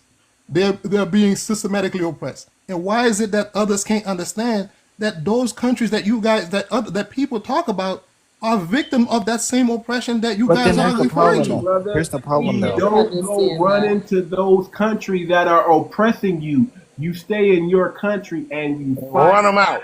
just Brother, like here's what I'm Be saying. like Burkina Brother, Faso. when, What are they doing? and when things weren't going good, when things were going good in Europe, Europeans migrated. People No, migrating every day. You When were have 2 things what I'm going million good in saying is, Mexicans. Europe, brother? Hold on, Wait a you gotta minute, let wait a me get minute, a wait a word minute, in. wait a minute, You wait a have minute. 2 When were million things Americans. going good in Europe? never. When were things going good in Europe? Because they've been coming over here since the what? Late 1800s, mid Yep. 1800s. So Hey, but when Well, were here's what I'm things saying. going great Brother. over in Europe? Here's what I'm saying. Here's what I'm saying, brother. The whole world, just about the whole world, speaks either English, French, or some type of European You know why language. that Half is? of Africa is You know split why in the two. whole What I'm world saying is, you know why the whole world speaks English? That's because of foundational Black Americans, brother. Because we made it popping over here. brother, If it Yeah. I'm wasn't saying popping, no. if it wasn't popping over I here, think you're you missing what I'm wouldn't be saying, though, speaking the brother. language. No, What I'm saying I hear is, what you're saying completely. what I'm You're saying saying that 500 these years of countries, Western neocolonial powers has yes. made these other countries be subservient to this dollar, thereby being subservient to What America. I'm saying is none of these developed countries were developed solely on their own. They were developed at the cost of other countries, and even to this day, those other countries maintain the system. I mean, even to this day, it's not a hidden fact. What You I'm guys are saying well is, researched. You guys know that. know why I You say guys that's know May I that. say something? Yes, Go ahead, sister, go Hey, Barbara. ahead. how y'all doing? I'm Bella Jewel, Fine, by and the you. way. Bella Jewel, Um, thank you. what I want to say is, y'all keep saying over here and over there. What I want y'all to understand is that this whole entire country is ours. They never went across the ocean to go get no slaves in Africa. That's that. not true. That never What's was that the song? factor. What it was is that it was foreign. Just like before we had the internet, what you know what they had us thinking over here? That the whole entire Africa was full of starving children. They used to play the commercials. Yeah. And y'all thought that America, that if you leave America, that you come into the land of the free of greater goods. So we was both confused. We thought y'all was starving and y'all thought we was rich, but that wasn't the case because once you got here, you see that it's not even all what it's cracked up to be. That's the illusions. Okay, brothers and sisters, here's what I'm saying. Even till this day, the same thing that they just did to Russia. They said we're going to make Russia the pariah of the international community. It's the same thing that they have done to Cuba. It's the same thing that they're doing to these other countries that are fighting to get their on their footings. So to Let me say, tell y'all what's happening now. Right now, what's going on and why you see the fires is because it's not the government that's causing the fire. I'm going to tell you that now. What's causing the fire is that we are on a high frequency level. That's why they was doing everything they could to try. That's why they don't want you to say certain words and to block you out of certain, because they don't want you to get that information. But now they can't stop that portal. This portal is open. It's our Well, frequencies why that's it was causing the first? fire. The same traps that they was trying to set for us, it end up being their traps. When they handed us the Bible and changed the word, your father word don't change. We was still able to interpret that word. So when they gave us the Bible, it was really supposed to be our trap, but it ended up being our benefit. Same thing with the phones. They gave us the phones to try to confuse us and keep us distracted, but it end up being our benefit because we end up coming. See, right now we all on the same frequency from every country, every city, every place, every island, every sea. You are me, and I am you. I and I. You understand? So we all are connected. And see, these demons, what it is they already know who they were. They know that they are ancestors of demons. So they knew they places. We just didn't know. No, I'm serious. We just didn't know who we were. See, we didn't know that we were the angels and they were the demons. They had us going on religion. See, religion ain't got nothing to do with God. It's God the Son, God the Spirit, and God the Holy Ghost. The unknown, the unseen, and the unheard. You understand? So the religions was just to confuse us like that's everything else, just like what they do. The gays against the straights, the blacks against the whites. That's why the checkup right now, we playing chess, baby. Join the game. Let's go. You heard me? So what it is we on the chess. Texas and you are. No, you good. You can unmute them. No, go on, sister. But right now it's a chess game. You understand? See, they know that they demons and they knew that this rupture was about to happen. As a matter of fact, let me tell y'all this. Do y'all know what today's date is? As a matter of fact, today is a holiday and y'all didn't even know it. I'm gonna let Enlighten y'all us, sister. Enlighten us, sister. I'm about to blow your mind. Do you know happy holiday? Happy Independence Day, baby. Today, January the 10th, is the day of the revolution. Look it up. It happened in the last time it happened was in 1776. 249 years later, baby, we back at it. And today, January 10th, is the Revolution Day. Look it up and read it to me. January 10th. Back to that sister, empirical debater. I wanted to say that once a person get their stuff in order, that they can look down upon a different race. I totally disagree with that. I think like right now, for the most part, immigrants have not been, black immigrants have not been doing too bad in this country. Of course not. You've been helped all along the way. You don't realize, or these groups don't recognize how much they're being helped. And then once they reach this level of height, suddenly it becomes, well, I did it by myself. I pulled myself up by the bootstraps. I came over here with 15 cents in my pocket. Didn't nobody help me. That ain't never been the case. I mean, that's never been the case. Feel free to elaborate on that. In what way? For example, like right now, if I'm not mistaken, I believe the Nigerians, as far as black is concerned, they're the most educated demographic. No, we're not going down this path. No, we're not going down this path, brother.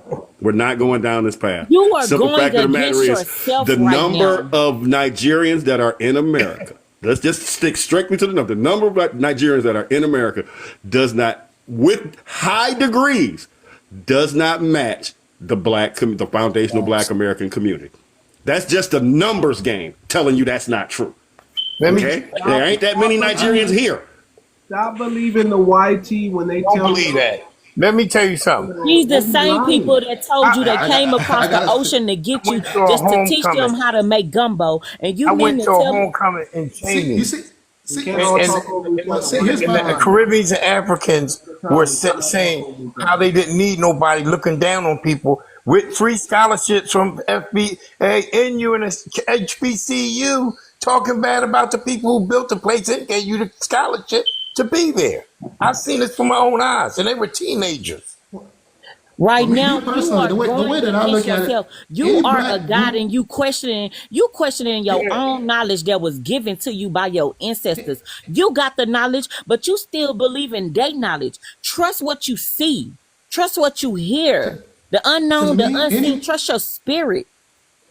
You still want to go against. That's winning. For me, it's a win for all blacks. That's how I look at it. But it is. Do y'all know we about to burning it down to rebuild it up? It's about to be a cashless society. It's about to be a cashless society. It's not about to be a mark of the beast. We are the beast. The beast in me cannot sleep. Too many nights I cried and weak, been down on bending knee, feeling weak and defeated at the thought of how they did us for no reason. All I want to do is just breathe again. And all we trying to do is just win. Fuck why you gotta fuck me. Just to one up me? We are not tools to be used, but yet you continue to still abuse me. Use my seeds to deal with me? How the fuck you think you can turn them a blind eye that they won't see your lies and deceits? This is just one more restless night, no sleep.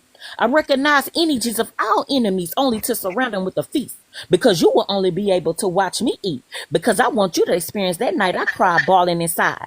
Your lies I yelled to the top of the mountains, knowing damn well we level-headed and well-grounded. It's you who's out here that's corrupt, screaming in God we trust. I fucking resent you and can't wait till the day you get fucked. And that day is today. Well, let me get on the rhyme. What's the name of that, sister? What's the name of that? The What you beast that call? What's the prepares name? the beast that prepares the feast. Sir, thank Oh, you y'all a for rapper? letting me in your room. You a rapper, huh? Thank you for letting me in That's your I'm an not room. a artist. rap. That's poetry. Okay, well, let me back that up. That's very poetic. That's very Let Excuse me me, back. Mr. African man. Pass me the mic. I Let me am get something so for you. sick of y'all getting on our coming and telling us who we are and what we are. And then when we don't agree with you, we this Uncle Tom. But here's the same thing. While you calling me this Uncle Tom, you over here on a visa acting Uncle Thomas, being nice as hell. You Right. POCs come to our country and be the nicest people on the planet and tell us how, oh, y'all brainwashed. How the You hell are do a y'all tell me? contradiction. The reason why black people Wait a don't minute. want to work in Sister, this let him country get is his words because out, we know sister. we build Hold it. Sister, on. We sick Bella, of Hold it. on. Bella, give him a chance. Give him a I'm chance, sorry. Bella. African. Let me ask you this. Y'all sit here and y'all, my name is Albert Light. You hear that more in England than you ever heard it in Africa. And the first thing you tell me about my name being proud of it is, oh, that's a whitey. But it was a strong black woman that gave it to me. Do you understand that? No, wait a minute. First Hold of all, up. brother, Can I I don't think respond? Let me respond to that. It doesn't matter if a strong melanated woman gave you that name. It's still a European name. No, it's my name. It's Yeah. an American name. I'm born in here. I'm born here. I'm raised here. I Listen. wear That Jordans. doesn't Wait, mean. hold on That now. doesn't I don't mean. have nothing to do. Like a person told me, That is a Mandela. Wait a minute. A colonizer's person name. told me Okay, hold on Mandela real is quick. flipping over in his grave. I don't even know where Mandela grave is. All the graves I've been to have been here in Oh America. Get the man. fuck Hello. out of here. Okay, hold on real quick before we go there. Let me just answer this comment. The comment is from N4I4I. If you built it before, please build it again. You built nothing.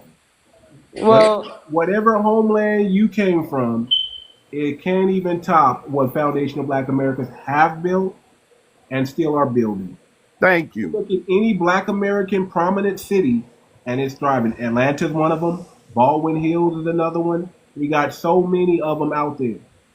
If you don't know if you're using a stoplight in your country, think of freaking Black Americans. Okay, if you're driving around with refrigerated trucks in your country, think a Black American. If you're using the internet, if you're using a cell phone, think a Black American, sir.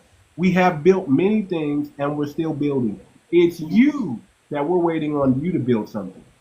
We want to know, what have you built in the last 400 years that the world is saying, man, we need this.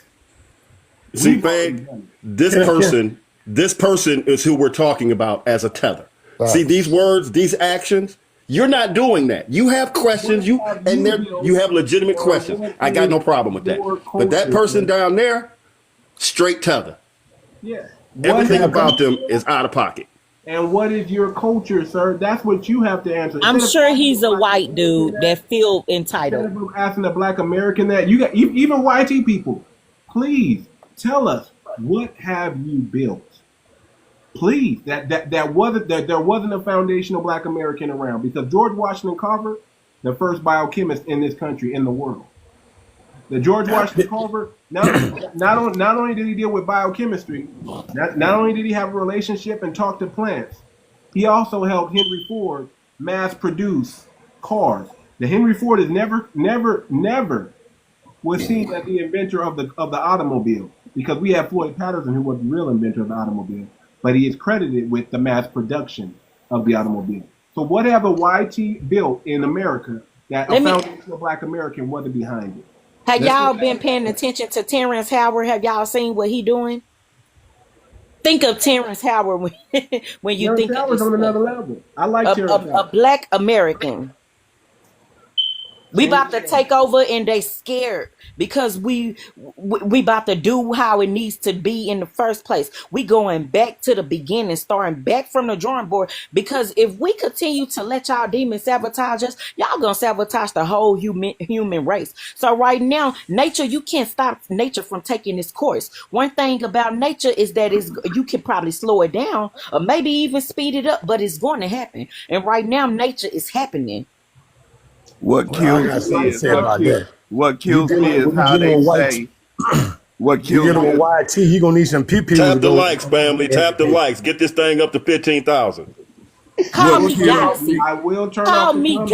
goddessy. I stand strong. I stand tall not to ever become part of my environment. Because call me goddessy. I stand tall not to ever become prodigy of my environment. Because we've been there. And now it's about time we bounce back. And never rewind clocks. Because them bitches don't tick or talk. And closed doors doesn't come with valuable knocks. The seeds I nourish with great purpose, all because I know they're going to try to come along and malnourish some shit. So stay raw, war, and war ready, because we are lights and the world is heavy. Let me back you up with the second verse. Here's the second verse behind that. YT, he got a curse on the nation. Last presentation. The red, white, and blue, the false and the true. The government steady stealing off with all the loot. There ain't gonna never be no turning back from the Pledge of Allegiance to this crack. What's the curse on the nation? What kills me is how this man want me to be African so bad, and then he get over here and go to a gated community. That kills me. Brother Albert, like we be good in the hood. We still smiling. We wake up. We don't even know how our bills gonna get paid, but it happened. Brother Albert. Brother Yes, Albert, sir. you kind of joined the live a little late. First of all, I'm not African. I'm of Haitian descent, but I do consider myself But to I'm be talking about somewhat. African. I don't care Haitians, African, y'all all the same when it comes to this. But y'all, I'm Black American. You understand that? Black American. We went from Brother, you know Negro- different. Brother, you Hold may, on, bro. you Bro, may we went feel from different, brother, Negro but you know different to than me. African American to Black. And Whitey didn't Brother, do you may, that. We brother, did you that may, because we you may wanted our own feel, you may identity, feel bro. different. Brother, you may feel different, but to the rest of the world, you know different than me. We are all the same. True. It's I and I. No, okay. Let me say this, No, brother. we are different. While bro. I understand My swag is our different from melanin you. is on My equal language par, is different from you. Everything about me is different from you. The way I walk, the way I talk, the way I fight, Brother the way I Albert, stand up Brother with Albert, shit. No way, bro. Brother We the Albert, same. You will bow down before Brother me. Albert, And you call me Uncle Tom, Brother and I Albert, fight the white Y'all will man be the way more ones. than you. Y'all will be the ones that sell us out. Because did you know that? don't jump Did you on him. know Don't that jump the on him hard. Illuminati don't rule the world? Because it's a black Brother richest Albert, family. It's the black richest family Brother that sold Albert, we us don't out. have The to black be, people we don't are have to be still the same. running this world. Why do we have to be the same? I'm proud of what I am. We don't have to be the same. Are you serious? That's exactly We don't what have I'm to be the telling same. you. I'm proud of what I am, so you can miss me with There's that nothing wrong with African that. shit. As you should be. I'm not one of those who trying to convert African brother. Americans to be I don't think he's a something tether, that they're brother. not. Albert, I don't think he's No, a. what I you don't gonna think do he's a is Now tether, y'all Albert. going too hard on the You man. gonna give He me a history basically lesson. agreeing. I gotta He go to basically Africa. agree with I gotta y'all. go to Israel. I gotta go to Jerusalem. Brother Albert, I gotta hear all that bullshit. I've not one said that. I'm not off that belief. I'm going to Africa. That's me. That's my choice. I'm not saying other black individuals have to go to Africa. No, I think It's a beautiful continent. We all It should really be. is. I'm sorry. It's a beautiful continent. I think a lot of black We people should also visit. want to go Look, visit. brother, Well, man, it's good for vacation. You don't have to go live there, but it's a great, beautiful place to take your children for safari rides. They do Brother, treat you. They do treat you good when you go certain parts. To be honest with you, it's so expensive to retire here in the United States, and I don't want to retire in South America. I just don't want to. I I agree. much prefer to retire in Africa. That's me. You don't know how to speak Spanish? Right, I agree with No, that. And not I ain't just mad that. at you for that. I You just live much like a prefer- king over there. I ain't mad at you for that. What I'm Some This parts man is talking hard, about but some retiring. parts He's is talking beautiful. about finding a place of peace. Okay, so anytime you're going out here to look for a place of peace, you doggone right to be looking for the most peaceful place of peace. Yeah. Bro, That I is feel not like going to be someplace that's matter- going to be stressing you out for a bill. listen, Well, no Africa matter got what, the 54 rest of the countries, world- so Africa What has I'm saying 54 is- countries. So there's a lot of bad parts, and there's a lot of good. Make There's a lot of heads. good places. Look, brother, Hold on. I'm going to Kenya in Hold about on. 4 weeks. Hold on. I'm very excited. Hold on. Do y'all see What this part right you here? going? That's the Olmec statue. Nairobi. I mean, Oh, Nairobi. That's cool. Is that close to Kenya? No, that's in Kenya. That's the capital. Do y'all see capital? it? Okay, that's the capital. No, yeah, Kenya's Light awesome. it back up, brother. That's not Yeah, man. Fade it out. Kenya. Listen, Kenya. Hold on. what I'm saying is this, big guy. Family, listen to the host. Yeah, listen to what I'm trying to show y'all real quick. Hold on, let me go back to it. Jesus Christ, I don't. We passionate about these things. Hold on. Yes. Back to it. Do y'all see that? Now, right that's there? it. That's The big Olmec head. That's wide nose. Who does that look like? I ain't never seen no Hispanic with no big lips and no wide nose. But guess That's what? Mexico. But guess what they were drawing? Mm-hmm. Who are they drawing? Who are they drawing pictures of? Who are they creating stone tablets and Africans. stone temples for? They Not did. Africans. These are Mesoamericans. Yeah, some of them too. Yeah. These are Yeah. people who are around during the same time as the Mayas and the Incans, and they had black and dark skin, and they were Yeah. so influential to these people that they Yeah. created stones and wrote in tablets of people that look like them. Who are those people that they look like? It's Black Americans, man. They're black. Yeah, yeah. Africa, South America, and Americas, all of it was melanated people. Does not have the franchise on melanated people. They are They a did melanated trade with each other. country, but they That's don't right. have the franchise of it. I'm sorry. Sir, If you go to Australia, the Aborigines there, they're black. They're melanated. But they're not the same as African. No. sir. No, the whole earth was you see, melanated. What you need to I understand think you make a good point. is that Black Americans are a unique and peculiar lineage, people. To be honest with you, brother, it's gonna be a while course. before the world accept that. Sir, When you see a Chinese man, We you think don't of care. Asia. You We see a don't Chi- care who right. accepts We don't it. care. We know. We don't care how long they think it takes. We don't care, not even a Yeah, little bit, brother. We're Not here even a I little totally bit. understand what you're saying, but what I'm We saying need to is, stand on business. And listen, listen, I'm not knocking my Haitian brothers because guess what? You come from the Americas, brother. You may have got African ancestry in you, but you got some indigenous blood in you too. Yeah. let me say, yeah, We call it Africa, but Africa was a white guy. You know that, Listen, right? you gotta Big white T guy. understand, brother, who you Afrikaners are. was a white T guy. You have to understand who you are and the brothers and sisters from the Caribbeans, our Suriname brothers, also our Guyananan brothers, our South American, our Brazilian. You got to understand who you are. Stop believing the myth of who they're trying to attach you to. They want to make you an immigrant on your own land. And I'm saying, I think for us Haitians, it's probably a little different. everybody on this planet can claim African ancestry, even the YT. I mean, let we me have 90% what, African I'll let it DNA. go. Us Haitians. But you know what? So it's a People don't little different for understand. us. People don't understand that all melanated people was not called African. Foundational Black American. You got three things that tied you to this land. Number one thing is you were made in America. Before America was built, you were made and you were formed here. You've been here for 400-500 years. That's enough time to make you indigenous, period. The second thing is you can go the Native American route because if you ask your parents, what are they going to tell you? They're going to say you got some Blackfoot, you got some Cherokee, you got some Choctaw, some Creek. Yeah. They're going to say something that's Native. And then you can claim Mesoamerican. I'm sorry. Because if you look at them damn statues, Yeah. Slight change, brother. We got this boy down in the comments section, Mr. Chimp Observer, claiming unique as in subhuman. That's what you believe. See, this cat right here is the reason I can't stand America. Because this individual actually believes that he got something to stand on. He can't look nowhere in his history. He can't look nowhere in his history and find something of valid, moral high ground. I'm gonna just say it like this, and this is no disrespect to the YT people, but if it wasn't for the Moors rescuing y'all 4, 5, 6, 7, 8 times, y'all would have been extinct already. Yeah. Big guy. Let me say this, and I'm done. If it wasn't for foundational Black Americans, you would still be picking lice out of your ass. Let me say this to That's boy. no Listen, disrespect. Africa. This is all facts. That's just true. Africa may be a nice place, and that's fine and dandy. But I'm a Black American. I left I this country understand. one time. Hold on. Let me talk to him. I Okay. left this country one time, and I went to Acapulco, New Mexico, and I Okay. hated it. I hated a real taco. I couldn't wait to get back to Taco Bell. You understand that?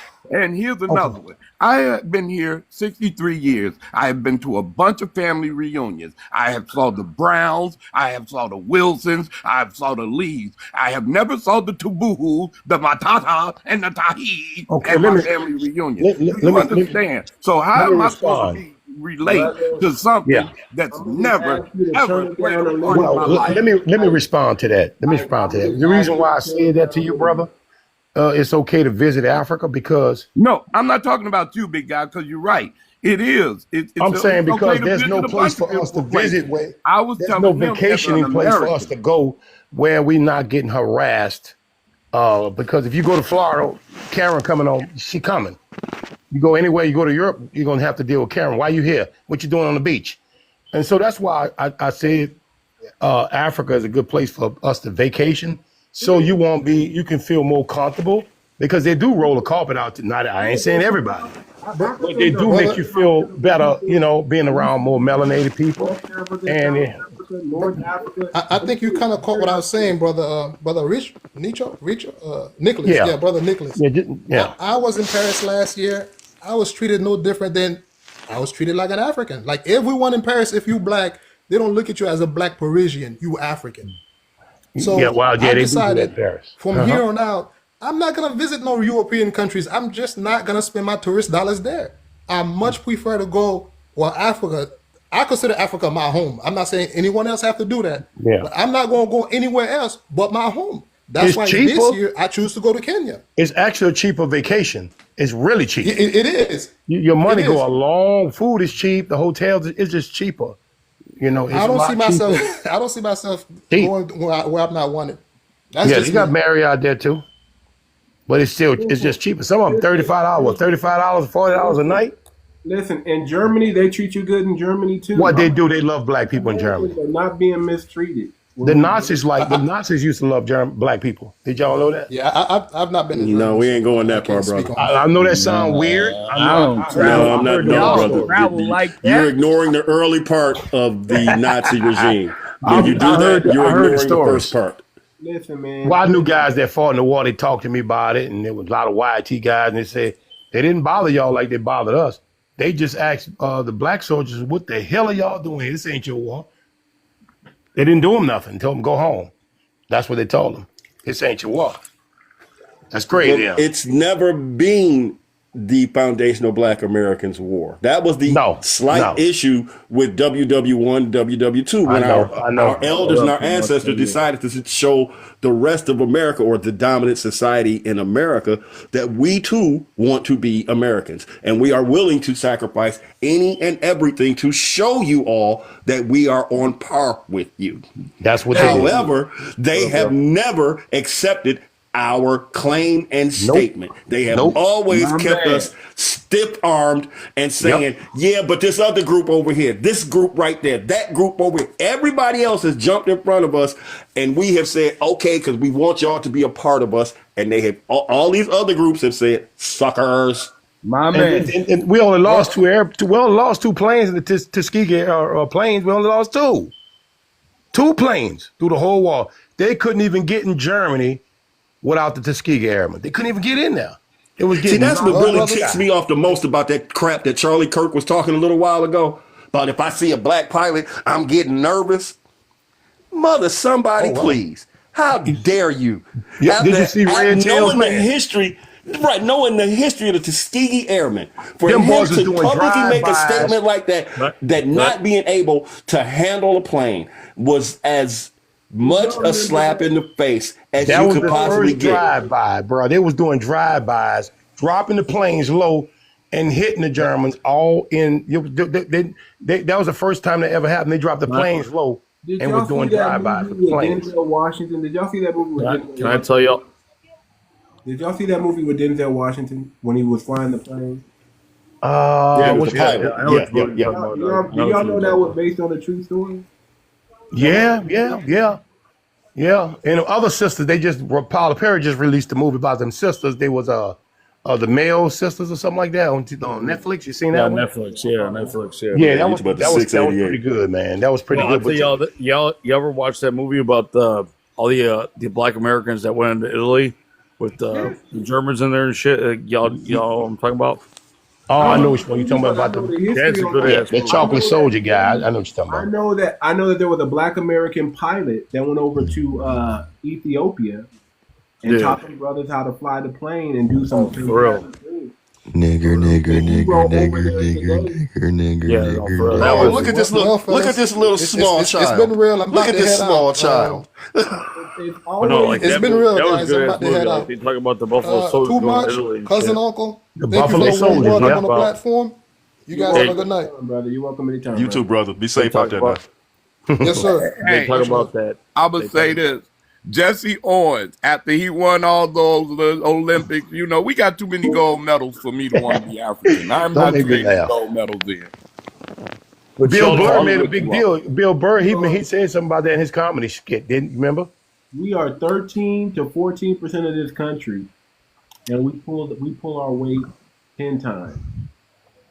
We're special people, man. We show up to the Olympics, they know who we are.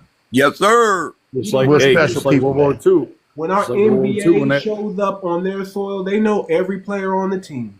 Yes, sir. I'll tell you They this. don't want to I'll talk tell you about this. that. Like, who won the gold? When our music for America played back through the airwaves, they know exactly who's singing. Oh, yeah. Yeah. Hey, I got African rappers. They try to imitate what they hear and what they see coming from over on this land from the big dog, which is the whole world, man. Everybody over there in Africa, and then walk up and he wearing Jordan and the Cubs jersey. Okay.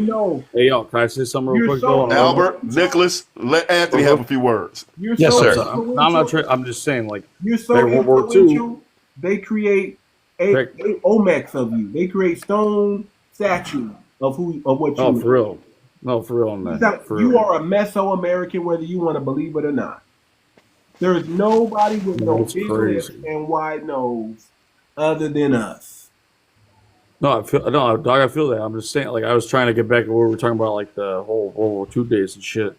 Like, who won the Olympics back when World War II and Hitler was there and this and that? A Black American did.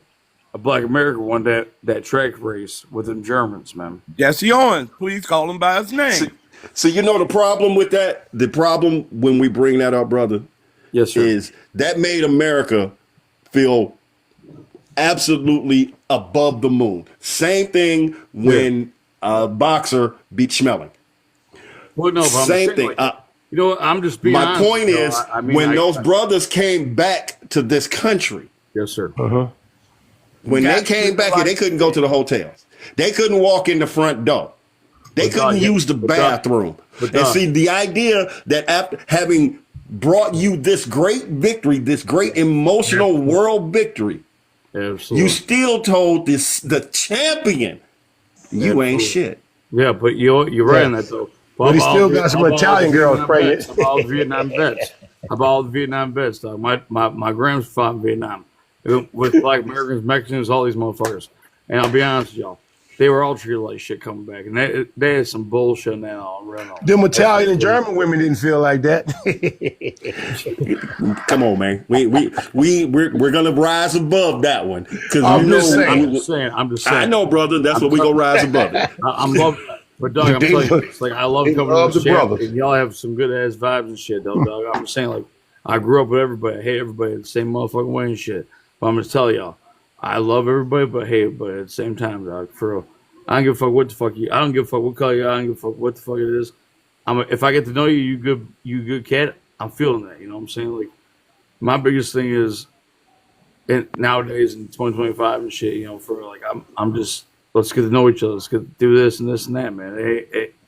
I understand like the whole like me and I talk about it too much, like the whole reparation shit, this and that. Like, man, I'm just saying, like I wasn't there for that, you know. I wasn't there for that shit, but I think y'all deserve something for. I mean, I'm Irish and shit. Irish guy fucking bad too, man. I'm just saying.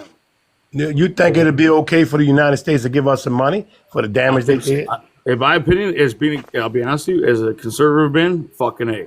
Hey, my taxes. big guy, My taxes. Let him finish answering this question. Hold on. I'd rather my taxes go towards y'all for that kind of bullshit than going over to Ukraine than over states like for overseas and shit. For real. For everybody that say we so bad, we the lovingest people in the world. Why do you think we get fucked over more than any other person on the planet? Because it's true. I've seen it. So I grew up in the South Side, dog. So then everybody will get together and tell us, stay away from the blacks. No, blacks ain't nothing. Not me. Not me. Hey, dog, for real, not me. I'll be honest. I grew up conservative. I grew up like that. But I'm telling you this right now, big guy. But the people of your color, it might not be you, but your friends, your cousins, your neighbors, the neighborhood you live in, big guy. Yeah. You know, I mean, see, you can get away. I can't. You can hide up under your color and be safe. Yeah. I can't. This color, dog. I feel that, but listen, hold on. Let me tell you this. I hear you, brother, but you gotta tone it down a little bit, brother. Just a little bit. Okay, we all. Most of us know. Yeah, Ike. I'm talking to Ike. Right, my bad. You gotta tone it down just a little bit, brother. Yes, sir. I'm sorry. I didn't drop you. I don't know if you dropped yourself. I didn't drop you, but you gotta tone it down, brother. You coming in. We're all Black American. Okay, most of us on this panel are Black Americans. It's okay. Not you, Anthony. I'm talking about the brother that just dropped. Okay. Oh, okay. My bad. He's coming in, and he just like we get your point already. We get it. Okay. It's a beautiful thing to be a Black American, but what I'm trying to show y'all is this is the statues that they were making. What the hell is that shit? You know who he looked like, bro? What the dude play? Donald, the dude play for the Rams. What's his name? Sam Donald. Okay, Sam. Okay. He kind of look like Sam Donald, don't he? Okay. So listen, all I'm trying to show y'all is who you are. You always been the most influential people on the planet. If you add the Mayans and the Incans and the Aztecs, who built the pyramids or who they built the pyramids for, they gonna say us. Yeah, we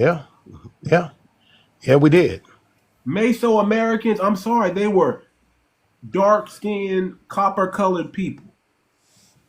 Yeah. The Italians were dark copper skin motherfuckers at all. They were not Hispanic at all. Hispanic came from Spain. Yeah. The word Hispanic means belongs to Spain. Yeah, they colonized South America. Latino means belongs to Latin. Hispanic means his. You ain't wrong about that, bro. You ain't wrong about that. Well, have you been? I'm gonna tell you another place. Go to Salvador, man, Brazil, bro. I'm sorry, my ancient Aztec warriors. I'm sorry, my ancient Aztec warriors out there who want to claim, that this is you. Let me show you what you didn't look like. You didn't look like this. And if you were around, you were a darker complexion. They were darker. Spain intermixed with a bunch of people over there. But Spain went in there and they tried to wipe y'all out, and they knew the quickest way to wipe y'all out was just to buck break everybody on the planet. They raped the women, man. They did. Don't use that word, sir. I'm sorry. That's right. They funny about everything. They went and buck broke everybody and made y'all lighter skin. But this was the influence. Hold on, let me bring it back up. This was the influence of the Mesoamericans, and that don't look like no Hispanic. I'm sorry. Let me put this out here right quick. What I miss, y'all? Hey, cousin. Hey, sweetie. I just want to put this out there. Oh, excuse me. Fat Joe dropped from doing the BET thing, right? Oh yeah, he dropped. He had no other choice but to run. Ooh, that's because I just want that. See, this is what happens when you going against the FBA. Speak against this and watch how quick your stuff drop. But you know what? They mad. Y'all hear I have no voice. They mad, child. They mad. Because when we bring receipts, they can't say nothing about the receipts except, oh, okay. Hey, another place I want to tell y'all need to visit? Visit Salvador, Brazil. There's a lot of melanated people there. You ever heard of For Salvador, Brazil? real? You Beautiful. El Salvador, yeah. Yeah, I think a lot of African Americans should take a vacation there too.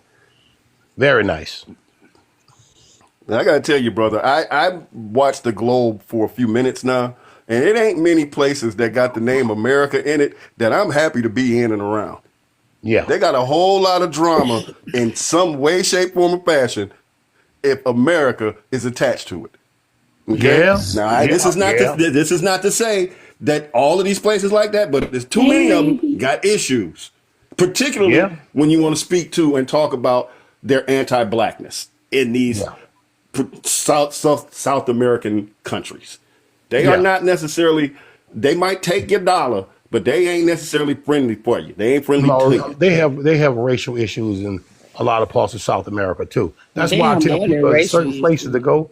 Like Salvador is a good place to go because it's predominantly melanated, but they have the issues, but but they're not like we have in America, but they have it too. And there's some good places in Colombia to go to too. They just hide it from you. They don't want you to know. Is America really great? Is that not a copper colored person right there? I'm gonna tell you like this: when you got money, if you rich, anywhere you go in the world gonna be great. Look, too much. Depend on your money. 300 South Africans is in Canada, trying to get over to from South Africa. Is in Canada, firemen trying to get over to the fire. Why they coming over now? They're trying to get some money. Propaganda. We don't give a care. They 300. Can I say this? Most of the people that come here, they broke. But there's a lot of rich people in a lot of these other countries. They're very wealthy, live good. It's just the ones that come here, they come here to make their money. And then let's say you make 100,000, you go back home to Africa, South America, now you got $1 million. That's what they come have to pay them. They just come. They came over here as volunteers. They have better morals than we have in America. They just come here to get the money. That's all. They send their money back home and buy the real estate. I'm not going to accept that they have better morals. They may be a group of people. They may be people who have been more than willing to succumb to the mores of the church and their religious aspects. Yeah, but that in no way makes them more moral than us. I'm talking about No, the church ain't got nothing to do with giving morality. No, I ain't talking about no church. I'm not talking about the church. I'm talking about the way they raise in the villages and stuff. Some of them are very sweet people. Not, like I said, everybody got the issues everywhere in the world. But you always got a good people. What about morals? Villages. They ain't running around unaliving each other in some areas. They unaliving each other with VIH. What you mean by that? Turn the letters around. Okay. They got some good villages and places. It depends on where you go. Every part of the world. I'm not speaking against the whole of it. Again, I wholeheartedly acknowledge it. But again, if I'm going for peace and tranquility, that means the next 500 miles around me must be an adherent to peace and tranquility. Yeah, and then some islands are not. I wouldn't like Trinidad. It's got its place. Tobago is nice. Trinidad, no. I mean, everybody got their hood, bro. Just like Brazil got their favelas. They got some rough spots too. But I think that's in every country. We got Chicago. We got New Orleans. Everybody got their good and bad places. But when you rich, okay, there's no such thing as a good country. If you're not suffering. You're not suffering if you have the financial means. Exactly. You living better. It's the money issue that most people will say, "Oh, the whole world is bad." What's a good country in America? The United States of America is trying to ensure that its foundational Black Americans don't have the money to experience that. That's exactly what's going on. Just like Africa. You know who go to Africa more than us? YT people. They always in Tanzania on safari rides. They go more than us. They're riding something else when they're going over in Africa. They're doing that too, but I ain't going to talk about that. All right. I want us to get it out of mind. We do not have to. We can go anywhere that we want to go. I'm not saying this is what you're saying. We can go anywhere that we want to go. We don't have to go to the continent if we don't want to. No, you don't. You don't have to go there. It shouldn't be pushed to us as if the YT is going over there more to do da-da-da-da-da. Well, there's a lot of stuff to do in there, like safari for your kids. I'm going to tell you like this. It's okay. Don't let the opposite be happen either. Go to the continent. Go over there and experience Africa. No. It's amazing. It's I amazing. haven't found my daughter been. My daughter's a veterinarian. My daughter been there. She been to Cameroon. Don't go to she's Europe. a veterinarian. She went over there in the jungle. She crazy like that. You hear me? Don't go to Europe. Go visit South America. Go visit Central America. Go to Africa. Go to Asia. Go experience everything. Go experience the world. It really is important. From a Black American, period. There's nothing cut off from it. As long as you got a passport, use it. Apply it. Yeah. It's just good to experience the world. This is the thing. People are always trying to say, you go, oh, these doing this and this doing that. Like Africa is the place to go. No. It is not that developed for us to continue to go. Well, I went to Egypt. Wait a minute. You ain't seen all of Africa, did you? I don't want to see all. I go where I want to go. They got some places as well. Check out the Ivory Coast. Look better than New York City. I have no desire. Nicholas, do me a favor. Yeah. Get a sister a chance to talk, brother. Okay. I just don't have no desire, especially after everything I done seen, the things that I heard. I don't want to socialize with those people. There's 54 countries in Africa. I don't want to socialize with 1.5 billion people. I mean, you don't have to go. I ain't trying to tell you to go. I just know that a lot of people that I know, my daughter been, because she's a veterinarian. She went to UT and the school went there. And she said she really enjoyed herself. Some parts, they don't like you. I'm just going to be real with you. Some parts, they're going to roll out the carpet for you. That's just the way it is. The flyest place to go in Africa is Kenya right now. Go see Kenya, and it's amazing. Ethiopia is extremely nice, too. If anybody get Black American culture more than any other country in Africa, it would be Kenya. They're very. I hear a lot of good stuff about Kenya. I'm not saying you're not going to be accustomed to the black tax or the American tax when you go over there. Yeah, but I'm saying you'll have a good time. You'll eat some. You'll eat some good food. You'll see many different cultures and tribes. Well, it's good. Go on YouTube and check out some of the traveling brothers. And it's developed. It ain't jungle like you think it is. Developed. They got malls, they got theaters, and they have 5G internet out there. And Cape Town is fire. Cape Town is fire. South Africa, Cape Town, nice. Johannesburg, no. It depends on where you go. Too much. Your wife is from Nairobi. She's from Kenya. I know a lot of African people. She's from Nairobi. My wife? Oh, tell me the other guy. Nairobi's a city. She's not from the big city. My wife is in the countryside, key city. But, is it a much difference from the city to the village? Oh yes, yeah. The city and the village is different. Yeah, Nairobi has freeways. The village or the countryside it doesn't, but it's beautiful. It's green, and they have a weather just like California. The same exact weather in California they have right there in East Africa. It's beautiful. They are some welcoming people. I have an honorary family out there. I keep telling y'all that, right? Best friend Kenya can go back. Go check it out, man. I mean, no, I can go anytime, but I always say it don't make sense for me to go without her. And it's good to do your research too. Look at some YouTube videos of some African Americans that travel. I've been around Kenyans for almost 30 years in Houston. Yeah, Houston is a bunch of Kenyans out there. But go on out there, man, and check it out, man. It's beautiful. I enjoy myself. I've been out there a lot. I mean, it's cool. It's cool. That's what I'm saying. I don't diss all. Look, Kenyans, they've never said anything, and I'm not saying there aren't any Kenyans that say negative things about Black Americans, but for the most part, they don't do that. They don't do that. We got about 10% of African Americans that bought homes in Ghana. They love it. Kenyans are very political people. He must be paying down there. He paying. You paying African? You paying? Oh, who, me? Yes, no, sir. You know what? Over the last, I've got a lot of African friends here, and I've met them, and I had to school them about us. They didn't know about us. They didn't know actually nothing about us. I had to show them our history. And then when I showed them the history of the things we've been through, they were sitting there, they wept. How long you been friends? Because man, about 25 years. Okay, so that's when they first start coming over. I went through that, educating, and I'm friends still with my friends. Yeah, and it's not their fault. Wave of people, I just don't have time for. Yeah, I understand. I mean, you don't have to do It's it. tiresome because Yeah. I never expected them. Mm-hmm. I understand the the first people who came over was ignorant, so it didn't, This new it was, generation, they love us, man. They really love us. it was more like, what do you know? What do I know? Oh, that's not true. Look at your people type. It was more of a conversation. Yeah. These are their kids, not the Mm-hmm. kids. I'm talking about other races, Their kids is disrespectful. How do disrespect come from respect? Someone had to not respect us in the long run. Well, the YT people been teaching that on that other end. You know that they've been keeping us Accountability. divided. Uh-huh.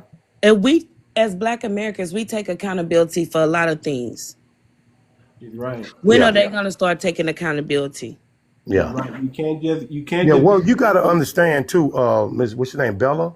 Wolfie. You got, Wolfie. Wolfie. You got to understand when we was in slavery, they was colonized too. No. They was dealing with they was going through stuff No. too. Uh-huh. Yeah, they was going through stuff too. They was getting their hands cut off too. They was going through some stuff too. They was getting unalive under Leopold. They went didn't through a get lot. colonized till That whole continent. 1883. Right. They just got free. And They like didn't that. get colonized till 1883. Right. We But I'm was freed. saying, I'm from Texas. We was freed in 1865. New York was freed in 1851. right. But I'm Atlanta, saying, December 1865. yeah, but I'm saying in that part of the world, June they 19, was going under. 1865. Did you know they was going through segregation stuff too? They was under, especially South Africa was going through apartheid. They was going through same thing, absolutely the same thing. They did it on the They didn't go continent. through at the same time. Oh, I they went remember through. when South Africa got the apartheid. I remember when they released Mandela. We was Yeah, all but around. Do we right, all remember? that was in the We- 90s, the 1990s. Yes. But Yes. that was Jim Crow. That's their Jim Crow. Can you imagine that?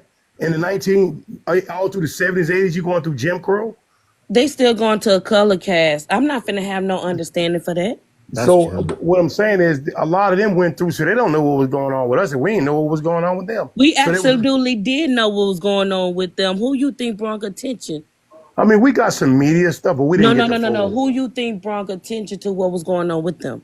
MLK, the one who made them think about fighting back. It was us. They seen us fighting, and they said, well, we need to fight too. We the leaders, man. We African Americans, when it come to melanated people in the world, we are the trendsetters, am I right? And the leaders. Am I saying right, bro? But We the leaders. I get it. And We got the, South, that's why South it's so Africa feel important. like they equal, right? So let's say this. If we're so much leaders and South Africa is going through the same thing, when did we ever raise up against someone who looked like us? Because we don't want them here. If you go over there right now, you're gonna see dudes with Tupac shirts on. I didn't ask that. I said, as a Black American community, have we ever raised up on another race because we didn't want No, them? we're not that kind of people. We're not the same. No, we're not that kind of people. We're not the But let me- same. Well, it's because They we got have. well, And they we- just got apartheid, and they already raised up on right. the Well, South Nigerians and the Africa, Ghanaians. And the- South Africans are not us. There's 3 black bloodlines that in Africa on that continent: Hamitic, Shemitic, and Japhetic. You got 3 different groups of melanated people, and this is the way they don't tell y'all. And I ain't They gonna are lie. black. Right, but but just when you go, we the only ones get thrown all in one bucket. When you go to Asian people, They we got should what? do China. too.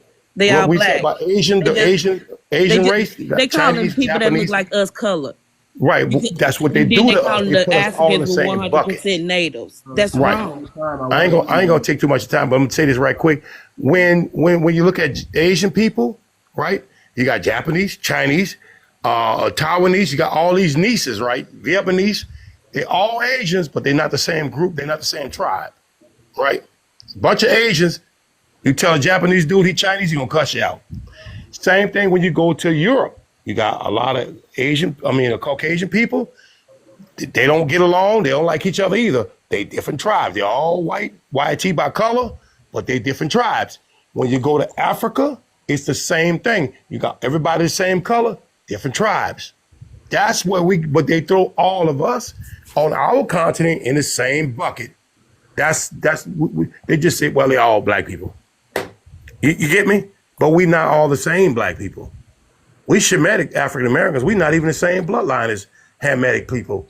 I'm looking at my brother who running the live right now. Me and you the same color. Hamites, they black as my boots. All you can see is their teeth and eyes. they blurple. You know what I'm saying? So we have different, and then when you go to Northeast Africa, that's a combination of Ethiopian mixed with Arab, and they also mix with Hamitic people. And that's why they got the curly hair. That's, you know what I'm saying? Because you got a lot of mixtures with different tribes. But we tribal, the whole black race, but we different. We're not the same bloodlines. You know, you understand what I'm saying? We're not the same bloodlines. They've been allowed to maintain significant parts of their cultural heritage throughout the entire time. Yes, they went through their own particular Jim Crow, as in the South apartheid, but they never lost their cultures. No. Okay? They never lost their language. No. And then their finances may have been limited extremely, but they were not under attack like and they didn't lose their land. You know, I'm gonna tell you why we had to go through so much? Because you are the strongest one. You're bound and strong, man. You're bound up the whole continent. We were the warriors. We the warriors. In the melanated community, we are the warriors. You're bound up the strongest one first. You can take the house. This is the only reason that America is still standing today. It's because of the warriors that they imported over here and the warriors that were here from our original family members. It's that warrior class, that particular group within our diaspora is what's making this thing now float along. And if we were to decide to no longer put our energies behind ensuring its survival, then things will start to move in our directions in a greater pace. You know how they say that? That's what we have to do. You know how they say that we know we have people always in America, but we also have kinfolk by blood called the Igbo tribe that's in Africa right now. They go through a lot of too. We actually have family over there. Brother, you really do have an extreme amount of African knowledge. I just got into this stuff about 7 years ago. I'm just telling you, it's new to me. It's some new shit to me. I'm gonna tell y'all right now because I had to do the research because I wanted to find out what happened. You know, what's going on. As far as no. Yeah, well, I understand that there was growth that we all picking up our own knowledge path along the way. Yeah, but the idea is you've been coming with some extreme intricacies in your information. I'm not. I thank you too much, but as an FBA, it does tend to make one say, this almost sounds like Pan-African speak. I don't know what it's called, but 7 years ago, I just kind of like start doing my research. Hold on, Too Much is saying something, guys. Yeah. Did you ever wonder the history of Swing Low, Sweet Chariot, the Negro spiritual word? No, tell us. You know, they made Parliament song out of that. Swing Low, Sweet Chariot is a spiritual song that originated with enslaved people, right?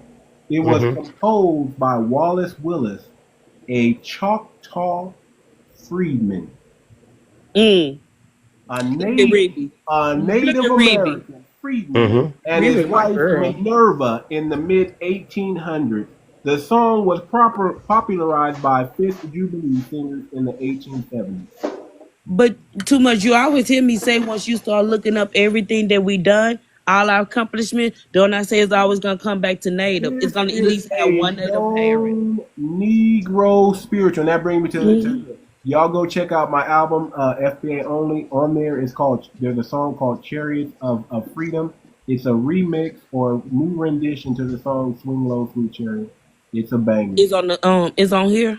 It's on the album. Go check it out. No, I'm saying you put it on TikTok. Yeah, it's on TikTok. I'll use it tomorrow. I'll look for it. Use it tomorrow. Check it out. Is it like funk music or is it what kind of style? What event? Look, I asked you what event you want that song put to. You got an invention in mind? Put it to the light bulb. They need that bright idea. Okay. Okay. I didn't know you was a musician, brother. Okay. I've been writing music since I was 13, so it's all good. But check this out. Me Swing too. Low, Sweet Chariot Mhm. is You finna play it for us? Is a Black American spiritual song that originated with enslaved people. It was composed by Wallace Willis, a Choctaw freedman. We're indigenous to this stuff, man. Yeah, my grandmother and my daddy mother's a Choctaw. People concept that, but I don't have time I want y'all to understand, man. This is who we God are. explaining. Yeah, that's who we are. Have you been to New Orleans Mardi Gras, man? You know we the melanated black people there.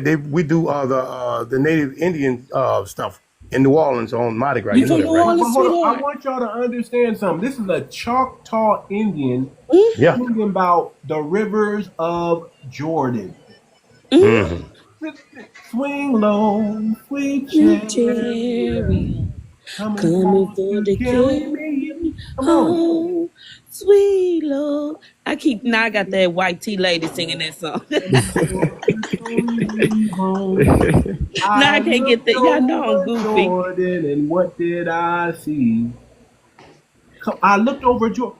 Why was he talking about the Jordan River? Because we are all over the planet. I can't hear. Why? Why was he talking about Jordan when he's a Choctaw Indian? Because we Israel, brother. Questions you gotta ask yourself. Why were we singing songs like "Kumbaya, My Lord"? Yep. Oh yeah, I know. We Israel. 𝗂𝗁𝘁 is a Hebrew name. We Israel. Oh, you're one of them. Why were they bringing more? Oh, no, I don't practice that. Why bro. were they bringing? I just practice history. Hold on, Mister. Hold on. Why were they bringing Moorish interpreters to speak with the natives in America? Because the interpreter is a traitor. Why did the Moors know how to speak the language and communicate with the natives in America? Why? It's a Hebrew because language. They already knew them.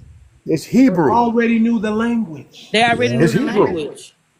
Oh, they already knew. Did you know they fired Glenn Beck because of that? Glenn Beck did a story about Hebrew writings in Colorado in caves on walls. They fired him immediately. That's why you stopped seeing him on Fox. He did a special about how all his Hebrew writing got on the wall. Brother, Did you think I'm watching Fox News? You think I'm watching Fox anything? No, he got fired because he did a story on Hebrew people. Hold on. Did y'all know that "Swing Low, Sweet Chariot" was often thought to be a coded messaging for the Underground Railroad? Mm-hmm. I did know that. Mm-hmm. Man, we are. What you trying to say? Boom. We are some deep, smart, intelligent, innovative, amazing, phenomenal people. Yeah. We put maps in our hair. I was getting ready to say that, bro. Now, how you gonna put a map in a head? Come on, now. That's the same way they can spell your name. I'm just saying, sweetie. Have you seen the Sisters Braid? I'm saying Black American women. Back in the day, they used to have all types of designs, like they could spell your whole name in cursive in your head. Cursive? That's wow. You said cursive? That's wild. Yeah, that's crazy. Uh-huh. Listen, your cosmetologist skill sets are off the chain. They're only limited by their creativity. That's it. When it comes to what they can do with their hair, that's the only thing that limits them is their creativity. But if they can think it, they can put it in that hair. Period. Those hair shows used to be so nice. Have y'all ever been to Mardi Gras and seen I'm from New Orleans. We do my grandmother's Choctaw. We do everybody else go to Mardi Gras. We don't fool with that. Why you so being from New Orleans? Huh? Why you so Pan-African and you from New Orleans? Well, I just started. I just got into the research of learning about the continent of Africa. This is something new to me. About 7 years. Okay, it's a new passion. Yeah, it's a new thing. You know, I get it. It's interesting. Hold on, real quick. Yeah, "Kumbaya, My Lord." Y'all know where that came from? Kumbaya. That's Kumbaya. That's Hebrew. That's Hebrew. Kumbaya is Gullah Geechee. It comes from the 𝗥𝗶𝗴𝗵𝘁𝘀𝘁𝗃 people of coastal Georgia and South Carolina. The word kumbaya, you know it's an English word, you know what it really means? What do you mean? Come by here. Kumbaya. Come by here. Come what? Come by here. Kumbaya. Kumbaya, my lord. You should have heard me kumbaya. preaching earlier. I say this ain't no Here, kumbaya moment. We ain't coming together. here. I did. Didn't I, Phoenix? Yeah. I said this ain't no kumbaya moment. That was the ancestors, huh? Kumbaya. Yeah, no, that period is past. I'm sorry to say. Yeah. Facts. Oh, I like it. Come more. What you got? 𝗥𝗶𝗴𝗵𝘁𝘂𝘁. So, yeah, that's the Native American. Well, the natives of the land, their language was Hebrew. That's why when you looked at Roots, when they was whipping the brother, they wanted to change his name from 𝗂𝗶𝗴𝗵𝘁𝘂𝗁 to Toby. Here, my lord. Come by here. Kumbaya. Kumbaya. Kumbaya. You talk about the first patois speaking people. That was our 𝗥𝗶𝗴𝗵𝘁𝘂𝗁. They just we took the American word and sandwiched them and made it into what it was. Well, if you into the indigenous people of the land, go to Mardi Gras this year, and you gonna go to the Fifth Ward, and they got a park called Hunters Park. You can pull it up, and you will see all the children dressed up. The whole city of the people in New Orleans are dressed up like indigenous people in their apparel, their garments. You know, it's beautiful colors, there's feathers and all that. Extremely pretty. I saw the You videos. familiar with that? The New Orleans Mardi Gras Indians. Yeah, I saw the videos. Yeah, that's why we do that, because we know who we are.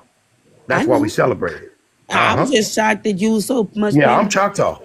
My grandmother, if you see, look at my grandmother with that long plaits in her head on both sides. Oh, you gonna you look at me, I got cheekbones. Yeah, I can say we tribes. What tribes? Yes. Look at the we Israel, man. We Israel. We do. Half of my blood from the Northern Kingdom, and the other half is Judah from my mother. So yeah, you know, I'm mixed with crazy and more crazy on both sides. Well, we got some crazy tribes in Israel too. Now, don't you think we don't? What you think? What you think Hitler told?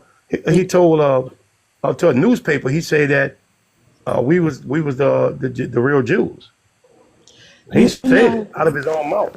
What do you think about France telling Africa that they need to say thank you? Oh my God! For what? For taking their stuff? Man, they loaded over there. They got so much money in that ground. We can't get a Snickers candy bar. I want them to go get it back. I want Ibrahim Traore, Molly, and the rest of them go get y'all gold right back. Go get every gram right back. Yeah, bro. And then tell me how thankful I should be. I like Abraham, bro. I like him a lot. I really do. I like Malima too. I like Malima a lot too. They're gonna get it back, cousin. They taking the continent. Tax them. They taking it back. What I would do if I tax them. Nah, this is what they need to do. Y'all remember how they bought California, right? Yeah. They need to do the same thing. They need to be taking every time they get something. They need to take a lot for themselves and only give a little, and then buy their stuff back. Yeah, they could. Yeah, I mean, Africa is a very important place for the entire continent. You can't get a candy bar without them. Cocoa comes from Ghana. Y'all know that, right? Yeah, that's why the South America. You can't get no batteries. You can't even have batteries without the Congo.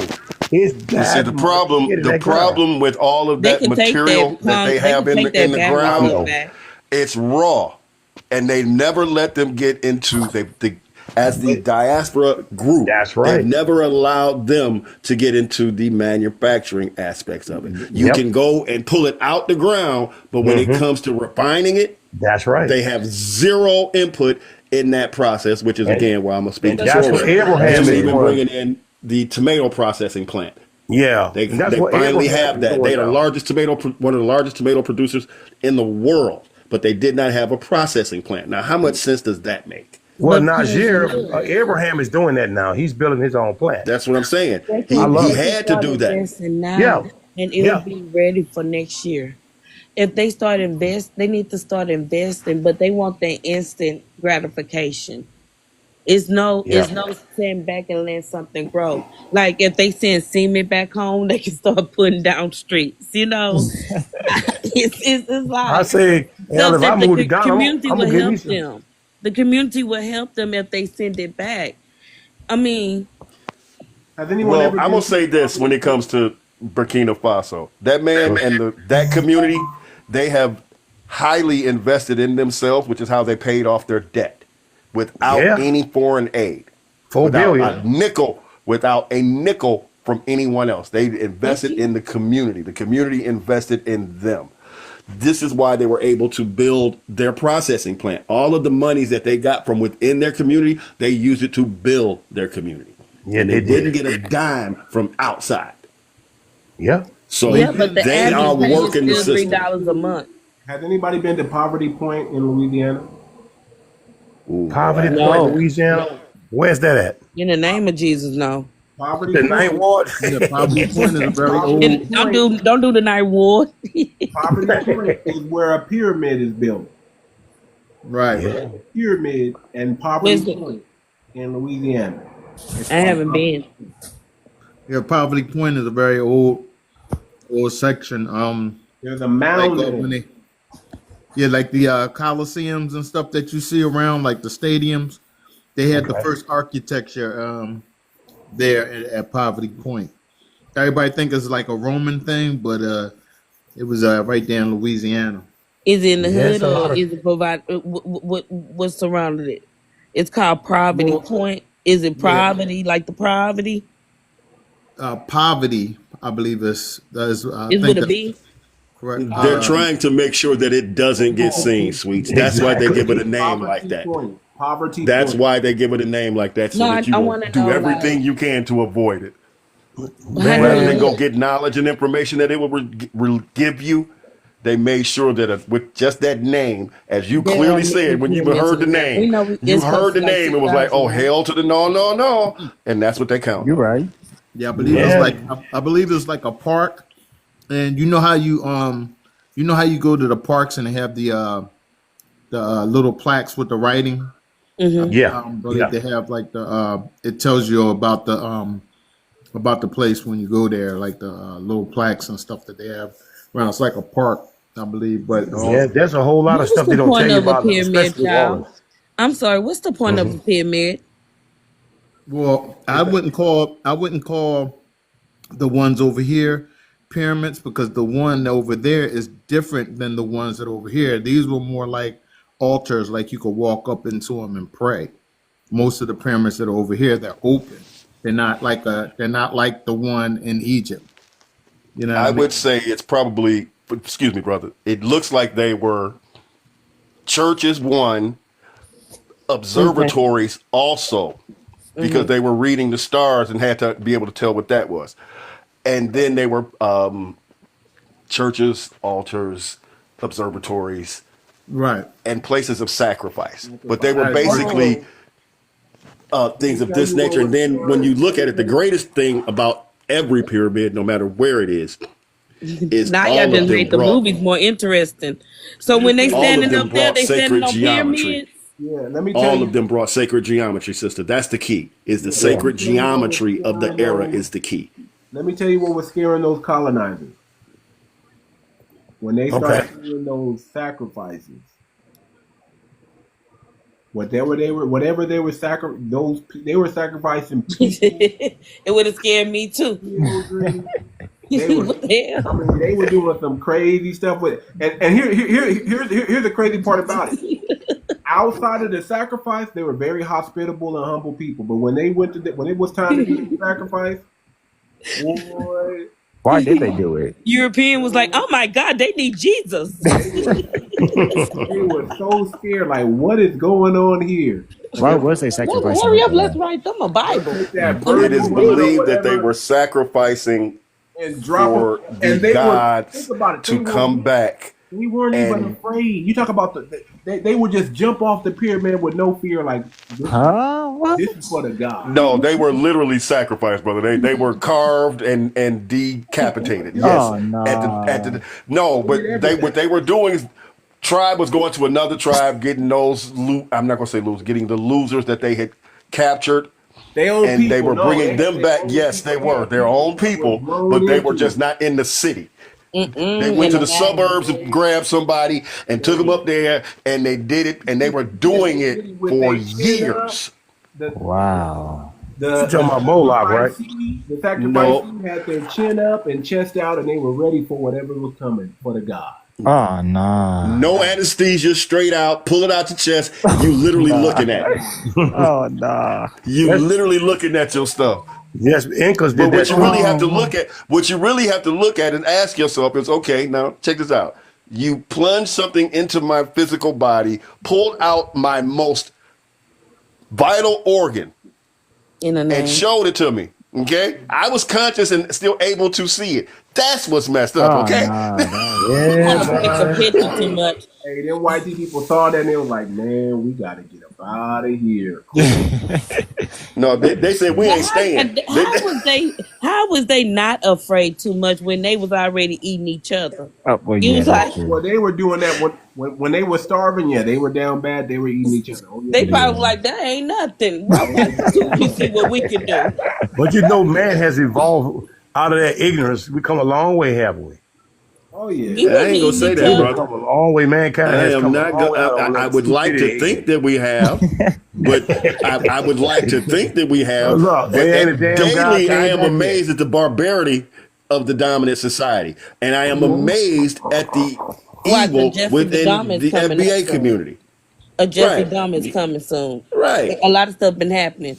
The next thing we're gonna be hearing is about another person eating somebody. Oh, no. Come on. Oh. Well, no, that's not happened. actually the biggest thing that's going on right now. I'll tell you all quietly within the diaspora is, to me, is the organ transplant issues. Oh, Those things that are happening inside and behind prison walls. See, I saw this story a while ago. Brother was in prison, and he ended up being unalived while in prison. Okay, no problem. By the time they supposedly say they found him in an unalived state, when they took him to get the autopsy, found out that his organs were gone. Now, how does that happen inside of a prison? Very easy. Very easy. Very easy. I'm not saying it. I get it happens easily. My only point when I say how is it happening is these are all controlled atmospheres. Okay, my bad. Tell y'all something real quick. Do y'all know how much do y'all know how much you're worth as a human being? Well, a lot. How much? Melanin. You got $40 million worth of melanin in your. Dang, That's how they be chopping each other and selling fresh body parts. Let me say Y'all that know that, again. right? Well, You have $40 million worth of melanin in exactly. your body. When I say you're the currency, you better hear me. That's not Yeah. a flex that these people want to unalive us for $40 million. Currency. Right. You are the gold. You are the oil. You are the real natural Right. resource, homegrown. For keeping 1 gram of melanin is worth more than 1 gram of gold. 1 gram of And think melanin. people be selling it for $40. I need to sell some of mine then. Don't sell it for no $40 old 1 school. gram of melanin is worth Damn, scrape it up, put in the bag, baby. $50, and 1 gram of gold is only $35. Right. And that's what Jeffrey Dahmer was actually, that's what he was actually doing. That's why they had to off him, because when they got afraid when he was going to give the interview, because I believe that. because he was unpredictable on what he was going to do. So they got rid of him because he had a lot of young black men in his home, and he was unaliving them, and he was taking their hearts, and people saying he was eating them, but he was making money. He was making money. You're right. You're right about that. The organ, he was in the You're right organ for about game. that. I believe what you say. Yeah. When they rolled up on him, they And said he he just had can't go out flowers. and say it either because it's underground. Yeah, he was keeping it in the freezer. He was keeping everything in his refrigerator in the freezer. But the thing is, what people got to understand is, on the real, what we were just, Hold on, too much trying to say something. When they busted him, he was cooking in. He was cooking the heart with flour on it, like he frying a piece of chicken. Million. Brother putting What's salt 40 pepper in million? her. That brother You was gonna say crazy. 40 million too much? Your word, He 40 keeps saying 40 million. I thought he million said something new. He dollars. keeps saying he just shocked you at 40 million. I think I he hear you, hit brother. I himself. know. And that's Too just much. the Tell me melanin. that, That ain't bro. got I nothing to might do even with scrape some that of my has nothing skin to do off with the tonight. rest of that. I might Your scrape some of my word, skin off in a sandwich bag tonight. Don't do that, bro. million. Your body right now, in your natural body right now, is worth $40. 40 How million. much melanin you produce, and that's how I'm much that. it's worth. So I'm it that doesn't matter if you're sexy. dark skin And or they light keep skin. the woman's placenta. They keep the We don't even want to talk about black stem woman's cells. placenta. They keep that. We don't even want to talk about stem cells. That asks you, can Black they keep it American consistent? stem cells specifically, Black American stem cells specifically. There's a reason why Black Americans is listen. If you're in Europe, they won't even touch your blood. Why? Why? Blood. Why? They want the blood that comes from America comes from here because it hasn't been contaminated. Oh, you said they wouldn't even taste their blood. You saying I was okay? I'm saying ours is gold. Right. Well, remember we're Not the just your ones that supposed to have melanin. the 9 So your strands. melanin is you got $40 million worth of melanin just on your skin. But you got stem cells, you got heart, you got arteries, you got all these things, bone marrow, you got plasma. Yeah. Does Is it it matter? just Tell Black me this. I might Americans, bag up or some stuff tonight, bro. is it just Black Americans, or is it Americans? Don't ever think. No, it's just us. Don't ever What think about the you don't Black got the South fountain of Americans? youth. You are the fountain of youth. You are the one that are keeping these old wrinklies young. The ones in I want North my America. 40 The ones million. They don't have to wait. Just the make sure it's in my bank account when you finish. no, I would say that's the ones in North America. What does it matter if you're like light skin or dark skin, or that doesn't matter? I don't think We that all got matters. melanin. We all got melanin you melanin. create. I'm gonna just keep it real. The Hamites, the real dark ones. Oh, they're worth a lot of money. Oh yeah. But see, it's too much. But what's happening? What happening is this. What's happening is this. If you like all these people who want to travel into Africa, what people don't understand is that they'll get you over there, but they will You pay it kidnap right you. there. They will kidnap you over there Don't and pause sell you yet. off Right there. for 10. Yeah. They'll sell you for 10 grand. Keep trying to tell people you want to go somewhere, and they're actually, my mother was she did the archaeological work over there, like in Israel. And when she was over there, the Arabs will snatch you up over there, young black women and black men, but they also they kidnap white women, but they like blondes. So all the girls, the young exchange students that would go there, they would have to put on brunette wigs so they wouldn't get kidnapped, because they'll come up on horses or camels or whatever, and they'll come right there, and you got to be in groups of 5. Even if you're in groups of 2s, you think because you're in 2, they'll snatch both of you up at the same time. And that's right now in 2024. My mom was doing Do the they work like pick up back big then. fat people, or they have a limit to the weight? They don't care. They will capture. That's why those girls who go to Dubai, some of them don't make it back. They go up there, they get used and abused. They just take them up there just so they can degrade them, and for them to get like 30 or 20 grand. And then, well, if a bunch of beautiful Arab women snatch me up, bro, I'm fine with that, bro. I'm all right with that. Let me tell you, do y'all know? See, this is what they don't like to tell you. Do y'all know them Arabs practice buck breaking too? They They might be one of the more girls. And they will not call themselves LGBTQ. They won't. No.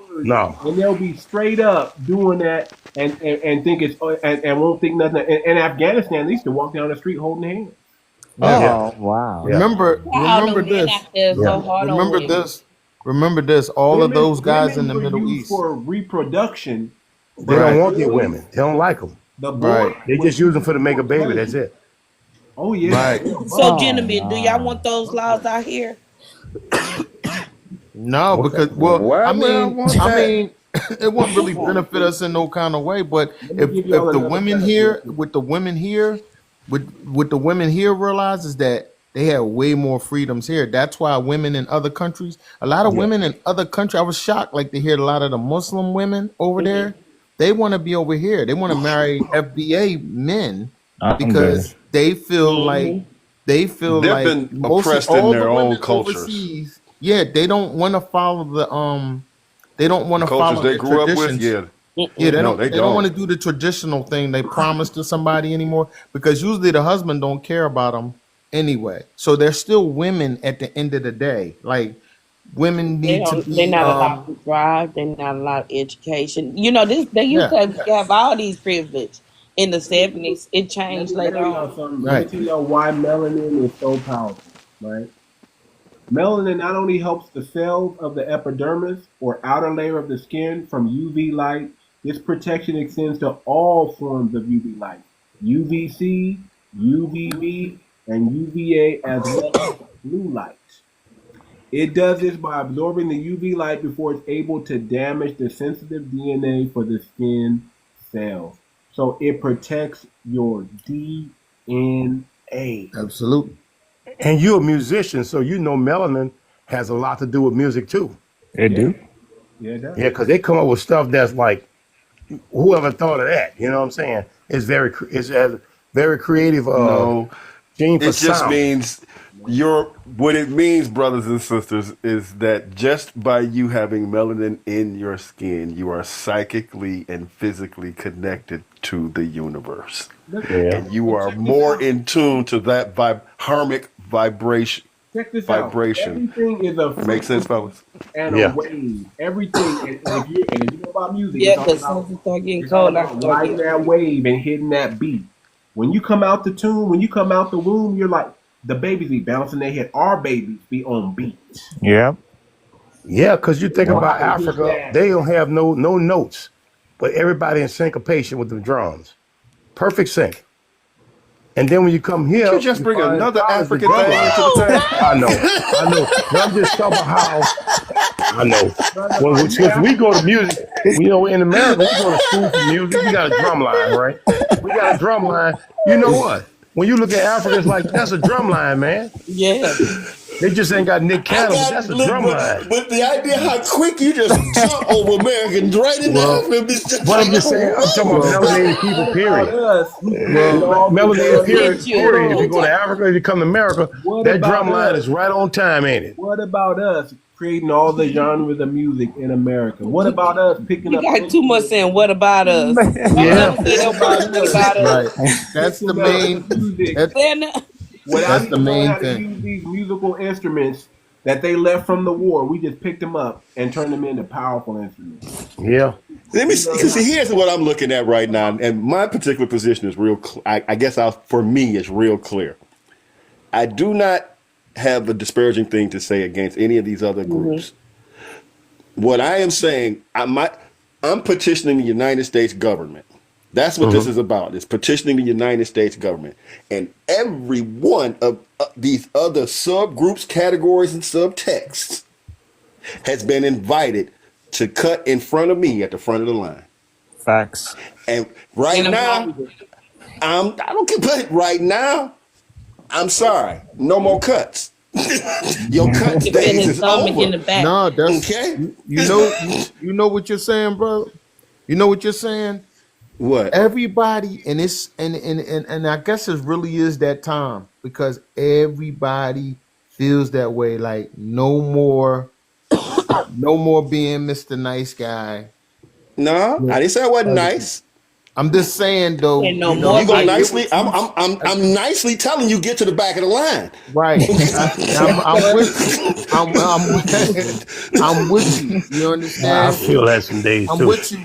I'm just saying the way the climate is right now, that's the way everybody's feeling, because not just because of that, because just there's it's the big uproar about with the hip hop thing, with the culture thing, Did y'all and see with that? different people saying stuff.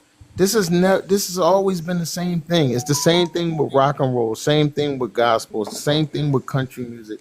And so now it's hip hop. Now everybody is trying to claim it, but then we're bringing up and posting old, videos of people from the 30s and the 40s doing these dances. Yeah. Way before, We now. got facts on our side. I seen brothers We got a break lot of dancing back then, facts. bro. It was And it's breaking. hard for people to swap. What I'm realizing, I realized something about being on the African panels. I realized at this point, like what they say, the young kids say, trolling. Because there's no way that when we say we invented this stuff, and I notice when I say it on all the panels, even with the natives or whatever, they all like overlook that. They be like, oh, it doesn't matter who invented it. Yeah, I said, I get it. I said, our people need to stay off their channels. Yes, I That's what I agree. get. That's what I realized. I said, you know what?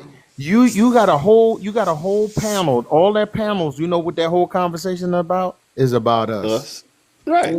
So if we Yeah. ain't even on there, they're just talking amongst themselves. So they like and I notice what they do too. They want to get somebody up there, and then they don't let them talk, and then they just ask them a million questions. You got people in there answering all these questions. I'm like, bro, you ain't gotta answer his question. And then I don't like the disrespect when they say, what is your grandmother? Your grandmother told you this, and I'm like, that's disrespectful. Oh How you yeah. gonna tell somebody grandmother who lived in that time, who walked and This stomped is these what they payments, do. and say that she didn't know what she was talking about, and you live in Africa, or you lived This in is what Africa, they but you do, live King. over here now? You gonna tell me more about this payment, this But concrete y'all, than yours? King, I this is want what I So they want y'all do. what do to y'all listen what do to y'all me. think about Japan wanting us to come over there and impregnate their women? King, What's up this with is what that? they do. Hold on, King. This is what they do on those Y'all panels. make some pretty babies. They want you to take their word as gold. Yep. They say when they're, oh, I know who I am, nigga. My grandfather, great grandfather, he told me and she told me and they told me. But when you say the same thing where your parents told you that you got Native American blood in you or whatever, they're like, no, nigga, that's a lie, nigga, that's a lie. Right. But we got more documents than they will Yes. ever have. And Facts. they still like, oh no, we don't do documents. We do word of mouth. Well, it's easy How to long lie. did We they got think? lied How to. long did they think them Africans came over? How long did they think they lived for 300 years? Let's give some. How long did they think them people lived? About Let's 3,000 years or let's longer. give Oh yeah, let's 3,000 that, give years? some. They Let's act give like some these people stuff. walked the earth for 300 years. They Remember, suddenly died when they came over. remember what The you were people saying been earlier, right? unalive.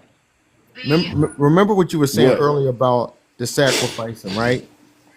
So a lot of those Yes. people, a lot of them people were over here, and those people were put over there because of these sacrifices. So when you start thinking about the people that was in the sacrifice, a lot of those people were put over there. Just like I just posted something recently about like the natives, like all of these peoples are Mongols and Siberians, all of them, all the way down to South America. They flooded this area with these people, but people got to look at uh, the Pacific transatlantic slave trade. They got to look at that one too, and you'll see the Filipinos and all of that are in that. That's why they have a lot of Spanish names too. So all of these people are the same people, but one of the biggest things that what made me realize about them was their language. If you go put their like their words, if you put their words on Google Translate, put them on Google Translate, you'll find out that they come from Ukraine, Slovakia. Like their words are Russian words. So it's like it's proven, a fact that these people are Siberians, Oh, you talking about the and the Native American? Mexicans are they're offsprings of the Siberians. Portuguese and They're Spaniard. Chinos. Yep. Portuguese So and basically, the Spaniard. timeline you're talking about would be somewhere between 800 and 1200 AD. Maybe, yeah, definitely. Because if my belief in historical knowledge is going back, or what I understand it to be, this would predate these dates. Predate the Aztecs and the Mayans. I gotta give y'all some Right. I gotta give y'all some But Okay. okay, so all right, let me say something about that too. The Aztecs and the Mayans, right? So I'm just saying those are the people that are here now that you're talking about. right, Look at right. insecure persons in the The ones that company. are here now. And I always But see him. because the reason why I'm saying what I'm saying, the reason why I'm saying I'm Gave going to no say something attention. about Maybe it they leave. is because the people who are down there now kept saying that was that's their land. But the crazy thing about that is when you go inside the pyramid, when you go inside of the pyramid, it clearly has people with afros, locks, Yeah. braids, Come and they on. also painted in a dark color. So I said, if this was your land, explain to me how the people inside of the pyramid. This is why I'm saying this is a reason why it's like that. It's just like they don't show you the original Filipinos. The original Filipinos look like us. Yeah, they And do. then you have another man, he mixes with them, and then you get what you have that's there now. Because there's a dude, a video. I posted a video showing you how the Filipino man looked like he was like a Siberian, and the woman was the original Filipino from that land. She had woolly hair. She was very dark melanated, and then they had kids. Is that why They got some Filipino woolly women love hair. us so much? They love black men. Hold on. There was a video of a black man who went to the Philippines, and the young girl there was dark skinned, and they were teasing her because she had darker skin. She was a darker skinned Filipino. They were teasing her. They were even teasing her and calling her the ER word. Okay. Now the young brother came up there and made that little girl day. He said, "You know how pretty you are? You look just like me. You're my color. You're my color. You're beautiful. You're amazing." That little girl I'm telling you, that little girl, when she heard that, she's gonna remember that day for the rest of her life, because she was being teased as a Filipino woman because of how dark she was, and they used the hard ER word with her.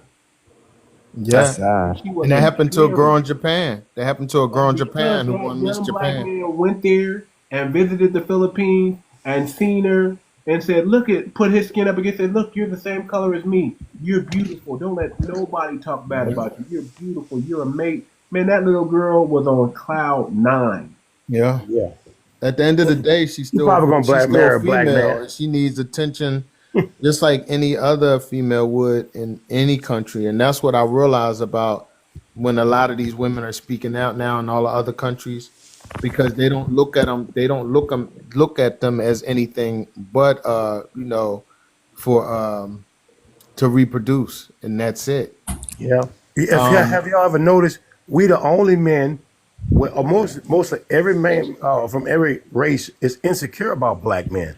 They Especially are. when you walk, yeah, because we sexy, man. We chocolate. You hear me? It is true. I'm gonna go to sleep, gentlemen. Good night. Y'all have a wonderful night. Good night, sweets. You have Good night. sweet dreams. Everybody, I'm about to shut the live down. I need to get some sleep. I need to wake up early tomorrow myself. I enjoyed the conversation that we're having. Everybody on the panel, y'all make sure y'all following each other.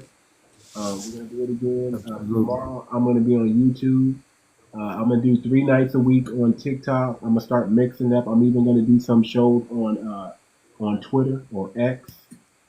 But I'll do Monday, Wednesday, Friday on TikTok. Saturday I'm doing a live on YouTube, and probably Tuesday. You going up against TBA if you're going on YouTube both Saturday and Sunday. You going up against the Black Authority. I'll tell you that right now. That's when he gonna be out there, and he's pop heads about 8 to 9. 8 till he starts at 8 and it might go until. You understand what I'm saying? Okay. I haven't quite got Tariq's schedule down, so because he all the time, every time. So I'll go. I'll go at 9 on YouTube. You know, I'll probably make it a thing to watch the Black Authority before I go on, and then I'll go on after him. I'll just make it a thing to do that. But because it's 8 o'clock my time, which puts it at 5 o'clock your time. So if you go on after him, that might be proper. I'm going You That's have what to I be was right gonna and say. proper Was it on the because West you'll Coast? run right behind it. I'm on the West Coast, so I'll be going on. I'm on the West Coast. That's what I'm saying. It'll be perfect. It'll almost follow in perfect. Yeah, so everything's gonna work out with that. So that's the schedule that I'm running with right now. Y'all come check me out on YouTube. Y'all follow me. I'm on Twitter as well too. Y'all follow me on Twitter. I'm gonna open to Facebook, man.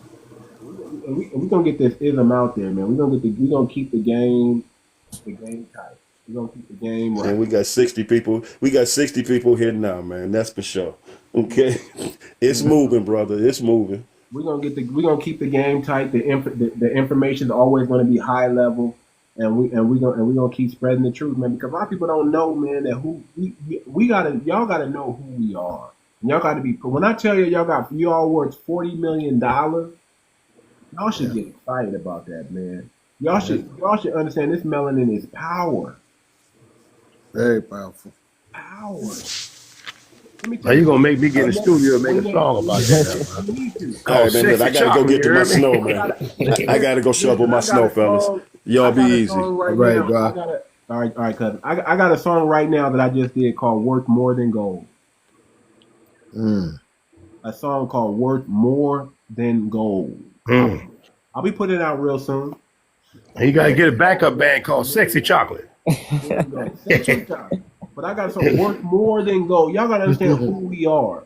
When we understand who we are and we're confident in that, man, listen, there's nothing nobody can do or tell us.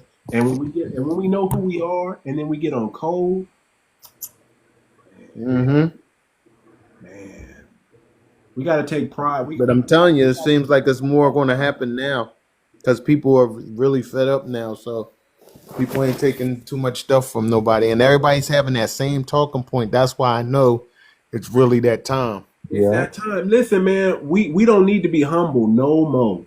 It's not time to be humble. It's time to stand on truth and stand on business. The truth is the truth. So if you can't handle the truth, man, then don't talk to me. Right. If I'm standing on business unapologetically, I'm letting you know I'm great. I don't know about you. I don't know about your lineage, where you come from, but I know my lineage, we're great. We're great. You know we great. And we say it humbly, but people think that we always like, oh, you guys are y'all taking it that way because y'all trying to be humble no more. Listen, I can't hold back the greatness anymore. It's just I'm not saying being humble. I'm just saying in the past we have been humbly saying what we're saying. We're not bragging. We don't want to outshine we don't want to outshine massa, and we don't want to outshine too many people because every time we outshine people, they get mad at us, and we don't want that. But now, we got to make them all mad. Burn down Black Wall Street. Make them all mad now. Now I'm sorry that you're mad that I'm great. I'm sorry. Yeah. But I can't hold it in. I can't pretend any longer. I can't dumb myself down any longer.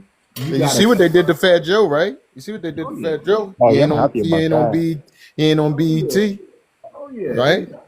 Fat Joe, he messed up. They need to get Fat Joe. They need to get Fat Joe, Busta Rhymes, all of them people who said that stuff when they know early in their careers. Even Kool Herc said in the beginning of his career, he said James Brown and all these people was his heroes.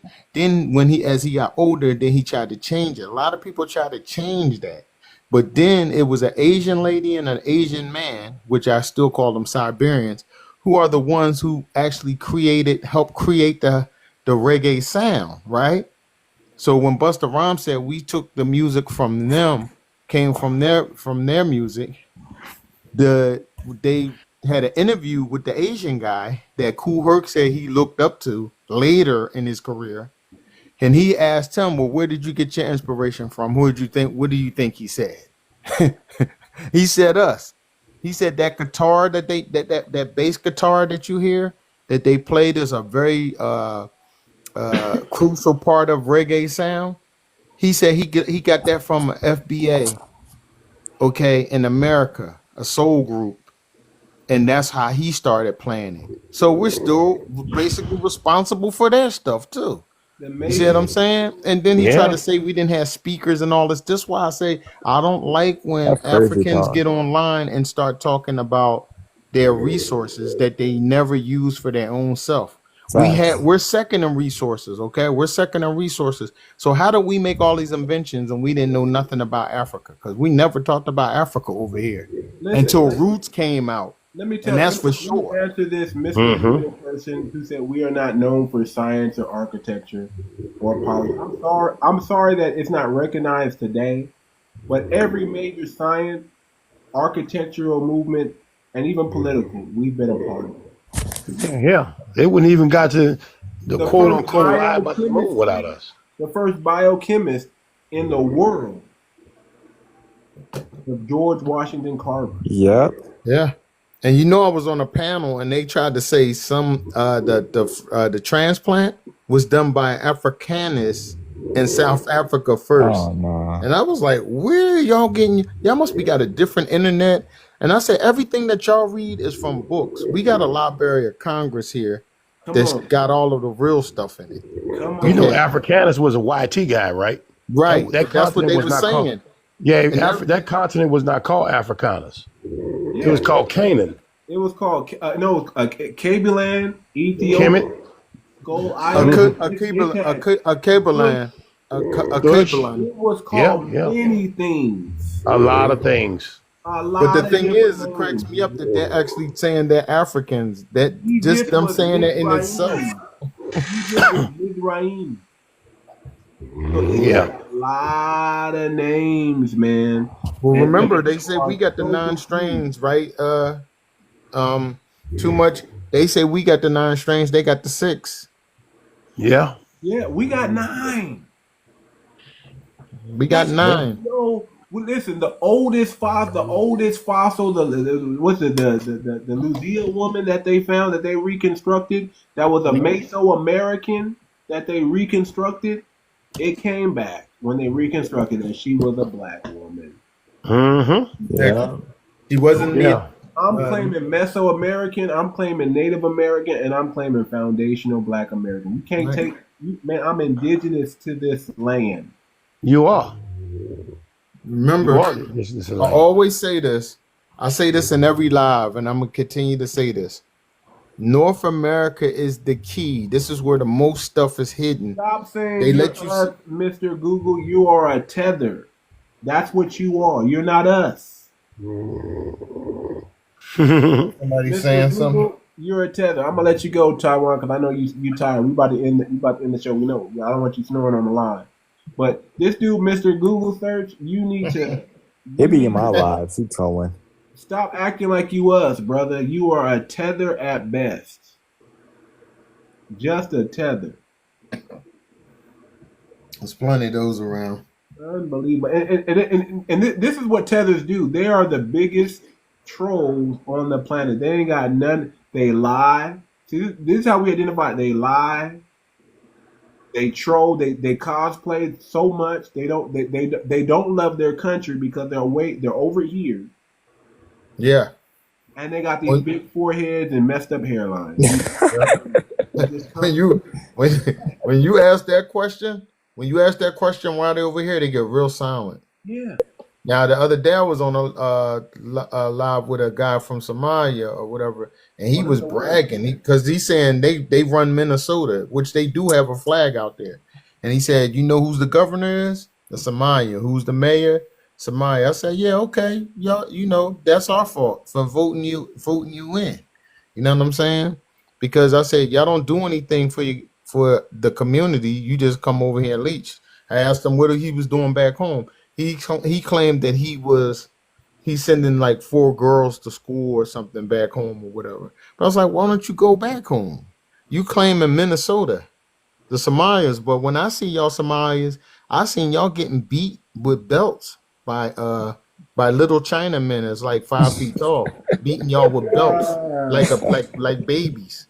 Beating them surfboard heads to death like that. Yeah, and they were sitting around watching. And I say that to them. I say, you got people coming over there, and then they say they grow food. And one dude came up. I was on an all African panel, And I told the dude, I know for a fact Guinea and Senegal is near the water, so I know they grow stuff. But I said most of Africa didn't grow anything. They had the Columbian exchange. That's when they exchanged food and animals. Okay, we got the original. Our mountain lion is the original lion, not the other lion that you see, that people think is the original. Mountain lion here is way more vicious, and it's the original lion. The Campbell is the original from here, from Utah. The Campbell came from Utah, which Utah is everything that you see in the Bible is in Utah. If you look up any name in Deuteronomy, and then you go get the map, the Google map, all the names are right there in Utah. Everything, every last name. So real quick, history, real quick, so y'all know. Did you know there's over 6,000 recorded Negro spirituals? I know it that many. 6,000? 6,000 songs that we created from 1619. This predates the Mayflower Compact. From 1619 to 1860, we created over 6,000 Negro spirituals. These are songs without instruments, just in the field, singing, harmonizing, doing our thing. No, I didn't know it was 6,000. I know because there's certain ones that we know, like the ones you said earlier. Nobody knows the trouble I've seen. Nobody knows our sorrow. There's more than that. That's a lot. Hey, I gotta go, you guys, man. But man, this was a great show. Appreciate you coming back, King. You need to come on a little bit earlier, man. We need. I know. A lot of times I'm still working and I'll be working and stuff, so I don't be able to get on as much since you had switched the time. Yeah, sometimes I'll be trying to catch you, man. And you know what I like about this time? I get less flags. Yeah, they're messing with you earlier. And they've been targeting my. If I come on in the morning, they target my page and seem like all the tethers get on code and they take me down. That's crazy, man. I'm just tired. I'm just tired. So I said, let me come on at nighttime. Let me deal with the nighttime crew. We just gonna tap in and get that real high level game over here. Talk, shoot the breeze, but we gonna get that high level game over here. Absolutely, definitely. And we can dial in and focus more on the message than getting distracted by all these tethers. Now, sometimes we'll entertain these tethers. They'll come in and we'll give them what they're asking for. And then some of them will come in and they'll be respectful, and we'll be respectful, but we're still going to stand on business. Absolutely. But man, you got to come on. You got to come on back to the room, man. You got to try to come in, man. We got to get you a little bit earlier, man. Yeah, definitely, man. I'm gonna try to make it as much as I can because I'll be so busy. Man, I can't always be on there. So yeah, man, I understand, man. Money first, family first, all that. Yeah. I got some things going on, but I'm definitely want to get back on the panel because in the daytime, a couple of times when I was able to get on, I just got on African panels and I just wanted to see where their heads was at, and then I just realized they trolling because their whole panels are about us. So I was like, all the African, all FBA should just don't even entertain the channel no more because they trolling. It's no point because all they're gonna do is, like you said, kick you down. Yeah. Go up, you say some real stuff, you stand on business, get out of here. Get out of here, nigga. That's what they do. So I don't got time for that. But man, listen, man, I got an album out. You can go stream it, you can go buy it. Yeah, definitely gonna check it out, man. I heard some of the clips that you posted up. It's good stuff, man. Good stuff. Good messages on it too. Oh yeah, all of it's for the FBA family, and I expect us to play this music loud. I want other people to hear like, what the heck are they talking about? And it's just gonna be straight games, just straight up game, and play it for your kids. Get this black consciousness in your kids, man. They're gonna love the song. They're gonna bop to it, and they're gonna be getting some real game while they're not in their head as well. Yeah, we definitely need that. Yes, all the way around. And then I'm coming out with another album probably real soon, probably like the next couple months. It'll be ready, man. And it's just we got to keep the message clear, precise, and put that nasty beat to it that make everybody just Yeah, yep. Be consistent and definitely everybody definitely gonna be on it. Oh yeah, definitely be. It's a banger, man. So I haven't really put any marketing behind it yet, but I'm going to. Right now, I'm just letting it word of mouth, just telling the family, hey, bump this, y'all share this with the people, get the word out that way. But I guarantee when people start hearing it, it's just, man, I surprised We need that, myself. but we don't have nothing like that because it's too many.